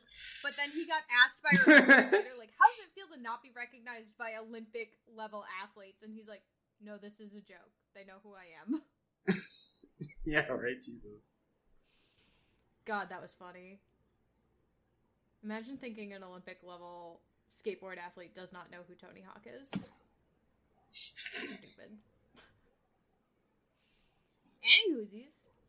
I have news that might make you itchy, and I'm sorry about that if it makes you itchy, but Facebook is recalling the Quest 2, so if you were going to order one, like, maybe wait for a little bit. Following reports of facial skin irritation with the original foam that they put on it. Yay! It produces like a red bumpy rash, and originally they were saying that they'd only heard reports of it in like 0.1% of users.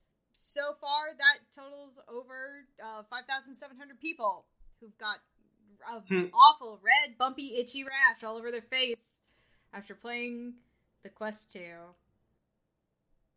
So they're recalling them. They're going to be including a new silicone cover so that your face doesn't touch the foam in the next box that they send out. As an owner of an Oculus Quest 2, I have more first-hand experience as to how the recall is actually working. Oh, yay. How's it working? Good? Bad? They're not asking you to ship your Quest 2 back.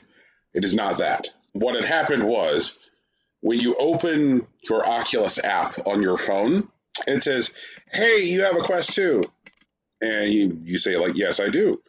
And they're like, press this button for us to ship you for free a silicone cover that goes over the foam. Oh, that's awesome. And you just confirm your address with them, and they're like, silicone cover is on the way. That is how it works. So, like, no shipping your device to them. They just ship the silicone cover to you. They halted new sales of the Quest 2 until August 28th. Yeah, while they get this all sorted. That's so they can update the retail packaging for the Oculus Quest 2 to have room for the silicone cover in the box. So that way people can, like, have the thing already. I'm going to assume it's, like, an allergy issue because, like, I've never had this problem. Mm-hmm. But, like, not everybody's allergic to peanuts or whatever. Like, I have to assume it's an allergy-based thing because, like, I have never experienced any irritation whatsoever. No redness, no bumpies, no nothing. But, like, allergies are a hell of a thing. And if this makes it safer for everybody so everybody can enjoy fun, then I'm on board with it. I agree. And it sounds like, honestly, they're handling it, the recall portion at least, very well. Yeah. I'm a big fan of, fuck it, we're just going to send you the replacement piece. That's always a good look for me. Yep. But also, as somebody who, like, has sensitive skin and often has the red, itchy, bumpy reaction, I was looking at some of the photos, I'm like, ooh, need a Benadryl, need one so badly. Yeah. So, I think there's an Oculus Quest 2 in your house, Tegan, so maybe... You think there is? Well, doesn't your fella have a Quest 2? He has a Quest. Oh, okay. Not a 2. Okay. Just a regular. Okay. We're not that fancy. We only got the brand new Xbox and the brand new PlayStation as soon as they came out. Ugh. To be fair, it was easier to get a Quest 2 than it was to get those. Are you? It was real easy for me. Tegan, we have reviewed that you were able to exploit insider connections. I did not exploit any insider connections in obtaining the Xbox. I got up at fucking 4 a.m. and stood outside in line. I did exploit connections to get the PlayStation. Okay, so it sounds like you either exploited resources or stood in the goddamn dark. So it sounds like there was actual effort. All I had to do to buy a Quest 2 was press a button. To be fair, I am one of those weirdos who does like standing in the dark for games. Yeah, that don't truck. That don't truck. I miss midnight releases. I want to go to a midnight release of the new Zeldor game, and I'm not going to be able to because we're going to be in a stupid panorama for 1 billion years. Because people won't get their goddamn vaccine. I don't get to play Shining Mickey, and I don't get to stand in the middle of the dark. Upset! From what I understand, Stand in the Middle of the Dark is the name of the next Silent Hill game. Oh, that sounds sick as hell, though. Yeah. I'd play that game. I would not play that game, that's a lie. Don't let me lie to you. Tegan, tell us about the Steam antitrust thing. The Steam antitrust thing? Okay, so remember before, you all remember before, I'm sure. I believe in April, we did cover that Wolfire of Humble Bundle was basically suing Steam by saying that Steam had a monopoly, right? Right. The PC gaming space, remember all that? Anyway, so Steam has finally come out and or Valve, I guess, specifically, has come out and responded to some of those comments. And long story short, they're like, this entire lawsuit needs to be thrown out because it doesn't even hit the basics of what antitrust is. They say that, creators of people who post on Steam are encouraged to give free keys that just are a way for, developers to, quote unquote, to give them a free way to sell or give away a reasonable number of copies of their Steam-enabled games. And then that antitrust laws impose, quote, no obligation on Valve to facilitate competition within itself. And, whatever, dude. It's fine, I guess. It's not fine, but it is what it is. We'll see what a judge says. It's so great. Wolfire's lawsuit is also alleging that Valve is trying to enforce what's called pricing parity, which is not just for Steam keys, but also for non-Steam versions sold. So basically they're using Steam to undercut other markets to sell more copies on Steam. And Valve says that argument fails to acknowledge market-wide enforcement or plausibly lead to any effect on competition. It's okay. Sure. I guess. I don't know. I don't know enough about anything going on here, but it feels bad. The vibe is off. I feel like it would be a hard argument to prove that, Steam, I guess, requiring some number of free keys to be, created and, distributed as, taking advantage of their position. Because it relies very much, on the antitrust argument against Apple, that, it's about, their own marketplace and assuming that that's the entire market, which isn't exactly true, but, Steam's influence on the market is much larger than their competitiveness. Yeah. So I'm going to reach into the Wayback Machine for what I think is a relevant poll on this.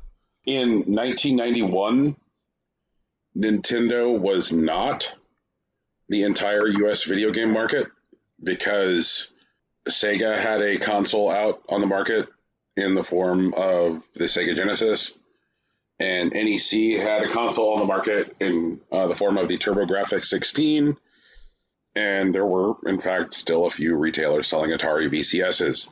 So, Nintendo was not the entirety of the market in April of 91, but they were around, at that point, 88% of it. And Nintendo got sued for enforcing price parity amongst all of its distributors, saying we're going to ship you games, here is what you're going to sell the game for. And then Nintendo would coordinate sales between different retailers who are offering the game. So Toys R Us and Walmart would have their sales at the same time for the same amount with the same terms. And Nintendo argued, oh, well, this price parity thing can't possibly matter because we're not all video games on the market. There's Sega and so forth. And, the judge found that well, you're not all video games on the market, but you represent a preponderance of the market. You're a majority of the market. So right, you represent enough of the market that it does make a difference. Right. So this is monopolistic action. And I feel considering what percentage of PC video game sales are currently represented within Valve's ecosystem, that Valve certainly could find themselves in a tricky spot. Like, I don't know what percentage of the current like market is represented by like either like direct storefronts, like like Ubisoft's Uplay storefront or EA Origin or whatever, to say nothing of like other hub storefronts like the Epic Store or GOG or like indie aggregator like Itch. Like I'm still willing to bet that like somewhere in that like Nintendo 1991 kind of like percentage of the PC market is probably held by Valve right now. Mm-hmm. Yeah, they got a lot of the market, and they really do have the ability to like force the market to do whatever they want. So I will follow that with interest. Yeah, we'll keep you updated as much as we can. Neat. The last major update was in April, so you know. The wheels of stuff turn slowly. They do. Let's rock. But that's okay. So, because of the way video game news works now, it's not as bad as it was last summer where it felt like E3 was happening constantly and it was endless. And there wasn't even E3. So the year without E3 felt like endless E3. But this year has more felt like we had a whole E3 and then we had like a month off from it. And then like EA had an event and it was like boring and uninteresting. And so we didn't really cover it. Mm-hmm. But now Annapurna Interactive had an event, and gosh, it looked great. I really enjoyed the Annapurna Interactive event, and like I understand what I believe to have been their motivation for not doing their event back in June, which was like getting out of the way of all of the E3 pressers. But like considering that like just this week in our Impossible Coin chat, we clowned on both the Bandai Namco and the Capcom events. I feel like there was plenty of room for Annapurna to like make a big splash. Like there was the Koch Media Showcase, which was literally like a 3-hour presentation, which was a camera fixed on a terrified woman. Not terrified in the way which is bad in the video game industry, but more just like someone who's, I'm not really good at presentations or public presentations, or why am I talking to all these people? Mm-hmm. More of that kind of thing. And then there was like the Capcom presentation and the Bandai Namco presentation, which just had like an anti-amount of content. Like I was dumber for having watched the Capcom presentation. And then there were presentations that were just bad, like Ubisoft and Square Enix, which were filled with chaos. So along comes Annapurna a month later, who's like, hey, here's a really good presentation, which kind of like demonstrates our strength in the indie publishing space. They led the presentation with showing off the Artful Escape, which it had been a few years since we had seen the Artful Escape. The last time it got shown was on stage by Microsoft at E3. And this also feels like a good moment to like call out. This represents kind of like a shift for Annapurna. Previously, what they've done is let their games be shown off in presentations by platform holders. Please look at our pretty game in this Microsoft presentation or Nintendo presentation or Sony presentation or whatever. So this is the first time they've, like, I guess, pulled together all of their energy and been like, okay, let's just show you all of our cool stuff under the strength of our own name. So Artful Escape still looks incredibly cool. And so they're like, let's catch you up with what's been going on with the development of Artful Escape. And so they showed a sizzle reel and then like revealed that the game has got like a pretty expensive and cool voice cast. And then they closed the Artful Escape preview with announcing a release date. Artful Escape is coming out September 9th. So it is, after having not had long news for it for quite a period of time, like Artful Escape is done and it is coming out sooner than later, which is cool. Then they pivoted to showing Neon White. And the last time that we saw Neon White was at, what does Nintendo call those presentations? Like Indie World or something? Like when they do... Yeah, Indie World Direct. Yeah. So the last time we saw Neon White was February when Nintendo did one of those. And they're like, check out Neon White. Mm-hmm. But what we saw of it then was mainly just a teaser this was like an extended like gameplay preview where they were really explaining how this game works. And holy shit, like I feel like this is again one of those games where I feel like the whole of us is being directly targeted. Like Impossible Coin is going to be assaulted by this game. What's the game again? Neon White. Neon White. Oh, yeah, it was kind of like a Splatoon-like, but with spells. Mm-hmm. No, this is not that. Okay. Neon White is a single-player experience focusing on tight, controlled, precision combat experiences. It's built for speedrunning. From the start, they want you to try and go as fast as possible and approach each combat situation as intelligently as possible. And in the game, as you're traversing the space, you're acquiring cards. And as you move around the space, each card is a weapon, like is a gun. And if you choose to discard a gun, if you choose to discard the gun, which is represented by a card, your discards represent gaining movement abilities. So for every time you throw away something that you can kill something with, you gain a new ability to move around the space. So it's this like push-pull of, do you want the weapon, because the weapon is how you'll kill things in the space, or do you want the movement ability? And so you're like mixing and matching and choosing what order to discard, or are you going to discard everything? Are you going to discard everything? And this is about like killing demons in heaven, and you're one of the various neons, and there's neons of each color. And in between the various missions, you're thrown into heaven where you can engage in side quests and visual novel style storytelling with the other neons in heaven, including like dating sim components. So this is taking precision combat, speed running, card games, and Hades style like dating components and rolling it all into one thing. We'll see what happens. Yeah, I checked out this like the gameplay trailer and I don't think I'll play it. I think it's something I'll watch other people play, but I don't think I'm gonna play this game anymore. Honestly. Okay. Well then, just because like the speedrunning level kind of thing isn't my vibe. Sure. Okay. But I do want to check out the rest of it. So like I'll watch someone play it, but I'm not going to play it myself. Annapurna announced that they're publishing a game from Outer Loop Games, and Outer Loop was talking about what that game is, and what they were saying is that it is a game which is going to focus on the experience of growing up Asian in North America, and it's also about skateboarding. Right. And they showed a little bit of footage of it, and it is a skateboarding video game.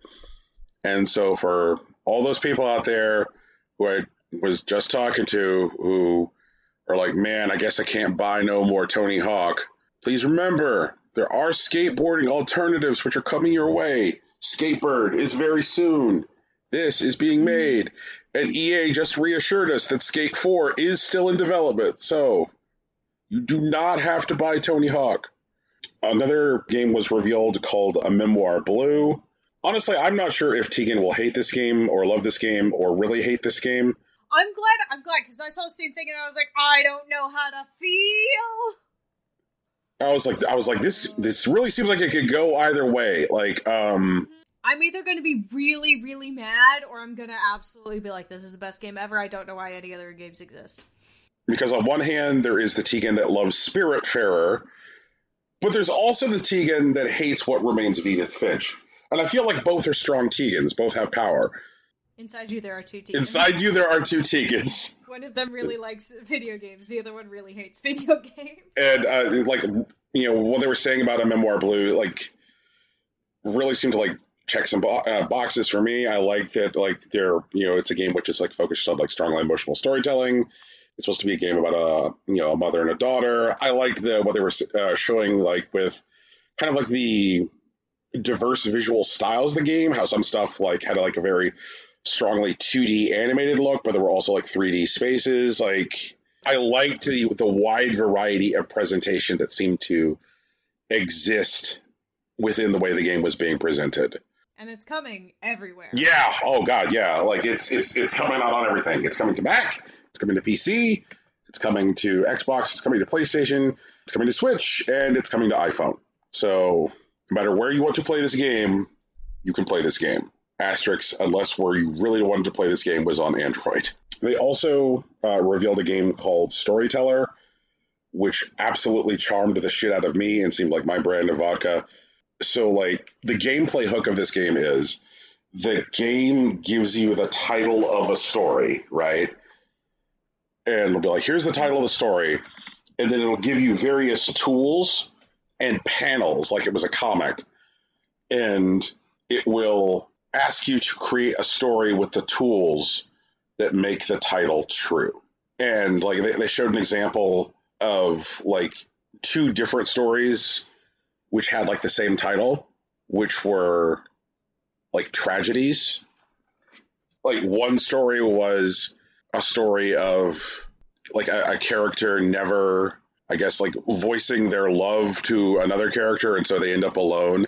And another story was, like, 2 characters being in love, and then, like an evil knight showing up and killing one of the characters. And so the third frame is one of the person who was in love, like, standing by a grave, and how, like, both of them satisfy the title conditions. And so you'll get, like, these increasingly complex situations where it's like, create a story that makes the title true with, like, a tool set, and you'll get, like, a deeper tool set as the further you go. And it seemed like a neat premise. It reminded me of Scribblenauts. I don't know if anybody here has ever fucked with Scribblenauts. Yeah, it does have that kind of vibe. Yeah. So I actually wishlisted this on Steam. Yeah. And this was, like, this wasn't quite it's coming everywhere, but I will say, like, I felt like it was coming to enough places, at least right now. They announced that it's coming to Switch, iOS, and Steam. So I think there's enough places there. And there's a Steam demo, so if you want to fuck with this right now, you can fuck with some of it. We got another look at Solar Ash, and as they were showing Solar Ash, I definitely, by the end of the trailer, was like, for the love of Pete, just give me Solar Ash. At which point they said Solar Ash is coming October 26th. So they definitely, I think they knew where they were with the, the presentation of that game, which is that people just want it, and they told us when we can have it, which is not too terribly far off. They announced a game called Skin Deep, which is a, like, immersive sim about being a insurance adjuster in space. Mm-hmm.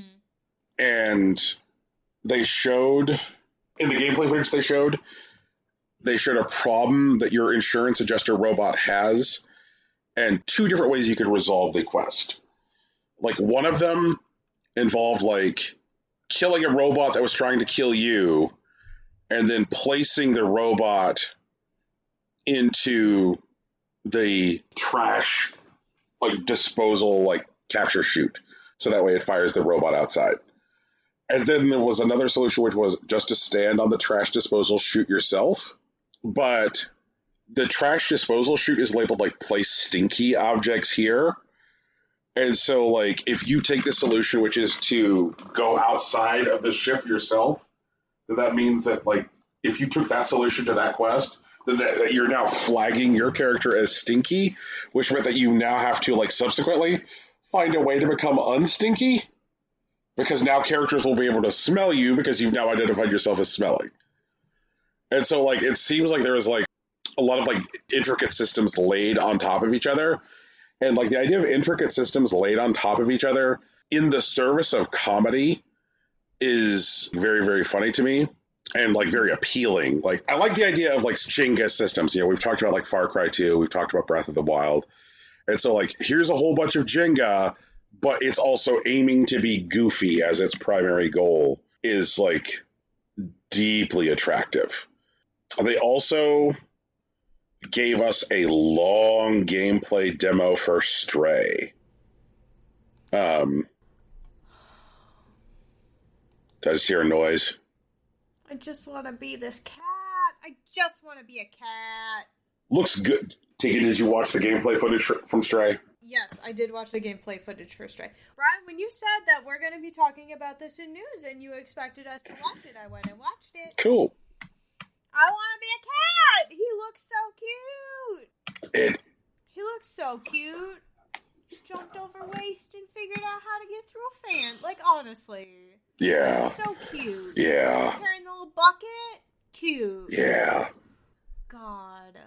I just want to be a cute cat. I don't know why this is hard. You know? I thought it looked great. I think a game definitely needs to have a measure of confidence in itself to, like, just show, like, an extended gameplay sequence and be like, yep, this is what the game does. You know, this presentation featured, like, extended gameplay for Neon White, extended gameplay for Skin Deep, and extended gameplay for Stray. And honestly, like, what they showed for all three of those with those extended gameplay sequences was stuff that, like, absolutely sold me. And what really got me is they're incredibly diverse experiences. Like, those three games are all very different from each other. But I was like, man, these all look like really exciting and really interesting and doing new things. So I want to be a cat. I just want to be a cat. Why is it so hard for me to be a cat? Please come soon. Early 2022. Yeah. Everything I want to play is being moved to... Here's what's going to happen. 2022 is going to come. And every game I want to play is going to come out at the beginning of March again. And I'm just going to be suffering. I don't think that you're in any danger of Breath of the Wild 2 being in March. I hope not. I hope it comes out around my birthday. That'd be nice. Give it that solid holiday release, you know? I do think there is a good chance that you will be both Apocalypse, Ginger, and a cat at the same time, though. I can't wait. And then they closed by announcing that Outer Wilds is coming to Switch. Mm-hmm. And also announced that Outer Wilds is getting an expansion. And as somebody who played Outer Wilds to completion, I have no idea how the fuck that works. And when they were talking to the devs for Outer Wilds, like, they're like, and if you played the game, you may wonder how the fuck this works. Like, they definitely acknowledge that, like, that's not a thing that necessarily makes sense if you've already played the game all the way through. They're like, no, just go with us on this. It makes sense, and, like, you'll see how it is. And the expansion is launching at the same time that it's coming to Switch. So, very cool. I wasn't clear on whether or not they're going to charge separate money for the expansion. Tegan, did you? I couldn't tell you. Okay. I wasn't sure if it's like when it comes out on Switch, the expansion will also be available, or if it was like when it comes out on Switch, you will have the opportunity to buy the expansion. Right. Like, I wasn't positive yet, but they didn't give it like a separate price. Right. I don't know. Yeah, and I know a lot of games. I guess. A lot of games have been kind of like pushing a model now where, like, they add additional content for free. Like, I'll put it this way, like, significant additional content for free. Things that previously would have been DLCs or expansions. And so I just don't know whether or not this is more money. But I could definitely see, like, a dev saying, if we announce an expansion at the same time as the Switch release, conceivably people who played this game on other platforms will be inclined to double dip. Maybe people who've bought it before will buy it again, so that way they can play Outer Wilds in bed and play the new stuff. I think that's a show. Unless Rocky has thoughts on this presentation. Nah, Annapurna's doing what they're doing. It's fine. Everyone, this has been our show. It's called Impossible Coin. We do it every week. You can find it wherever podcasts are found. iTunes, Google Play, Stitcher, Spotify, and SoundCloud. Guys, can you hit SoundCloud for me real quickly? Fuck SoundCloud. Fuck SoundCloud. Speaking of SoundCloud, the music at the beginning and end of this podcast was produced by our friend Big Sach. You can find his work at soundcloud.com/BigSachNJ, and you can find him on Twitter at Hillary_Swank. Our logo is also a t-shirt. It was designed by Lauren Moran. You can find her on Twitter at Lauren Moran and consider donating to her Patreon. She does good work.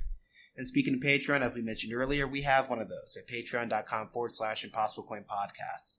There you will find our artisanal show notes, our bespoke watch-alongs, and audio essays about things that we care about.